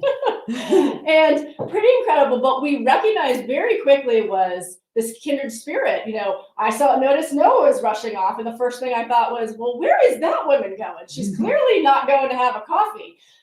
So we got to know each other. And what we learned by sharing what we were doing at the time is, you know, we both had experienced adversity in our careers. And that's coming from, you know, let's be honest, we are two relatively privileged white women, and we were feeling the hurdles and butting up against things in our own careers. And we started talking about, gosh, if this is the way it is for us, it's a lot worse for many more people out there. So we started talking about how can we help not only ourselves, but everybody else get into the driver's seat and really own and go where they want to go with their dreams. So we developed this business idea, which is now Kahila, and you know, we both have 2 girls, and so as a result of having 2 girls, we have watched a lot of Disney movies. I don't know if many of you have watched or heard of the movie Frozen, but in the movie Frozen, the young heroine Anna goes through this harrowing experience, and you know, in her darkest moment, she reminds herself, just do the next right thing. And that has become our, it sort of started as a joke, but it's now our marching mantra. Just do the next right thing. And it's the way we get over our fear. It's the way we get over our self-doubt. And as Bob spoke of just earlier, it's also the way we kind of work towards building the minimum viable product. You know, we first tested the hypothesis. We really checked ourselves. Does this thing that we're feeling, do other people feel it? Do other people have the same challenges and experiences that we've had and the same goals that this idea that we have? And we recognize that greatness happens in inches, not in miles. And so we are constantly looking at just do the next right thing. We're testing, we're learning, we're iterating. Next is a saying that one of our favorite experts at Kehila says: grace, greatness, and growth. And what that means, as Janet Taylor spoke of earlier today, is really, nothing goes according to plan. And when mistakes happen, which they will, when, things don't go according to plan, give yourself the grace to know that that's okay. But pause, and in that expectation of leaving room for growth and that expectation of greatness, ask yourself, what can we learn from this? How do we not make the same mistakes again? And so it's give yourself grace, always expect greatness. Excellence, not perfection, is the standard, and really always leave room for growth. The fourth thing is preparation leads to confidence, which then allows you to be spontaneous. I actually first learned this. I was a modern dancer and did a lot of improvisation, which you train very hard to do. And when I took that, brought it into the company, we talk a lot about this. We spend time being prepared, sometimes being over prepared. But as we started going after venture capital money, that is the first thing we did, is make sure we were fully prepared. We understood what is our business, what are we, how are we scaling this? What is the money behind it? How are we going to do it? And really prepared for those conversations. So we actually wrote a script, but we didn't use the script in the end, right? We wrote it, we sort of memorized it, and then we went off the cuff because we actually knew it and we knew what we were talking about. And just being able to make sure, be prepared, and then you can flow from there. It just makes your life so much easier. The next is know your why. This is really important because being an entrepreneur is, it has a lot of ups and downs. I mean, we literally have moments where have been on the floor just taking a deep breath, because every single day you're on a roller coaster. And so you need to know why you are doing what you're doing and what drives you. For example, mid-COVID, the worst steps of COVID, when we were all locked at home, everybody was working from home, we were homeschooling our children. Trying to run a startup at the same time. Yeah, trying not to lose a startup during COVID. As you can imagine, there were days it was hard for us to get out of bed as well. But we spent that time realizing, we were trying to make a difference in other people's lives, and we were here to support our community of Kehila and to help everyone grow. And that motivated us to figure out how to do all those things and to juggle and to prioritize so that we could fulfill our big why. Once you have your clear why, your driving purpose, dream big. Harriette, that's something we've learned from you, is really dream big. Reach for the stars and dream so big that, if you fail and you only get halfway, you will at least hit the moon. And so we always think of, what are our moonshots? And lastly, chutzpah is the new charisma. So I don't know if you're familiar with the word chutzpah, but if you're not, allow me to educate you. It's a Jewish word. It's an awesome word, and it means audacity, bold courage. My late father always used to say, if you don't ask, you don't get. And, when you truly believe in what you are building and you believe that what you are doing matters and that you have something to say, you have to ask yourself, why not me? And so think, be bold, be audacious, and a little bit of chutzpah goes a long way. So to wrap up, always be open. You never know when magic might strike. Just do the next right thing. Think greatness happens in inches, not in miles. Bob said earlier, think about the MVP, the minimum viable product. Give yourself grace, always expect greatness, and always leave room for growth. Think of 75% preparation and 25% magic. It's a Quincy Jones quote, a wonderful one that's really, allow room for magic to happen, but be prepared. Lead with your why. That is what helps you go through the high highs and the inevitable low lows. Have a dream that is so big that if you fail along the way and you only get halfway, you'll at least hit the moon. And lastly, sprinkle a good dose of chutzpah. So thanks for having us. Thank you.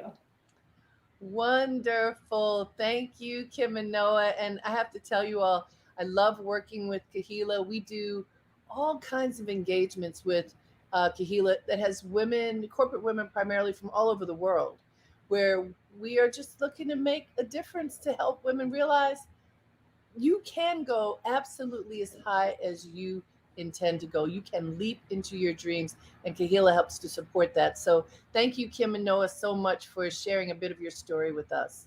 Thanks for having us. Thank you, Harriette. Hey guys, this has been an action-packed 3+ hours. Thank you for sticking around and being part of the speed leaping experience of having so many experts come and share their wisdom and insight with you. I want you to know that we will be sharing some of the resource materials that our experts have gathered. We'll be sending an email to everyone who registered for this Dreamleapers retreat. You can also go to dreamleapers.com and join our mailing list to make sure that you get information from us in that way. I also want to let you know that, well, first, let me give you your assignment. I want you to make a plan of action for you. The thing about Dreamleapers is I don't want you to just hear all this great stuff and feel good about what you heard. It is to take action for yourself. So you listened about what's next. I know it's been stirring within you. What is next for you? Please write down what has come up for you and make an action plan for how you are going to manifest what's next. I make a list every single day, and it's with the projects, and then break the projects down into smaller components so that I will get the work done. I encourage you to spend 1 hour every day working on your dream. If you do it, your dream is going to manifest. And I want to ask all of you to do one very important thing. Make a personal statement video, 90 seconds, your elevator pitch. It says who you are, what your dream is, and how you intend to make that dream manifest. And I want you to send it to me. Send it to me at harriette@dreamleapers.com. Brax, put that in the chat box for me. harriette@dreamleapers.com. Send me your personal statement video, 90 seconds, claiming your dream, telling us what it is and where you are headed. And we also have created a Dreamleaper shop. Just started it, where we are offering resources, tools that will help you to stay in alignment with your dream. There's a new monthly subscription where there will be courses available that you can take at your convenience. We will have monthly Q&As where people will gather and we can talk about what's going on with you in developing your dreams. I have my book of meditations, 108 Stitches, Words We Live By, that can help inspire you to have a daily meditation if you think, we know it works. We did it at the beginning of this session. I believe that when you meditate on a regular basis, you tap into the greatness of who you are, and then you can unlock that. So I thank you all. I thank the team that helped to put this together. My right arm, Brax, who's been working with me around the clock. Thank you, everyone. I appreciate your presence, your attention. Let this be the beginning of many engagements. They can be group engagements. They can be one-on-one engagements. Join our mailing list, dreamleapers.com. We will share information with you about how we can move forward together. And I just want to thank you. Hope you are really working on answering that question, what's next? I want to hear what your answer is. Send it to me in your personal video statement. And until next time, have a great day and make it count.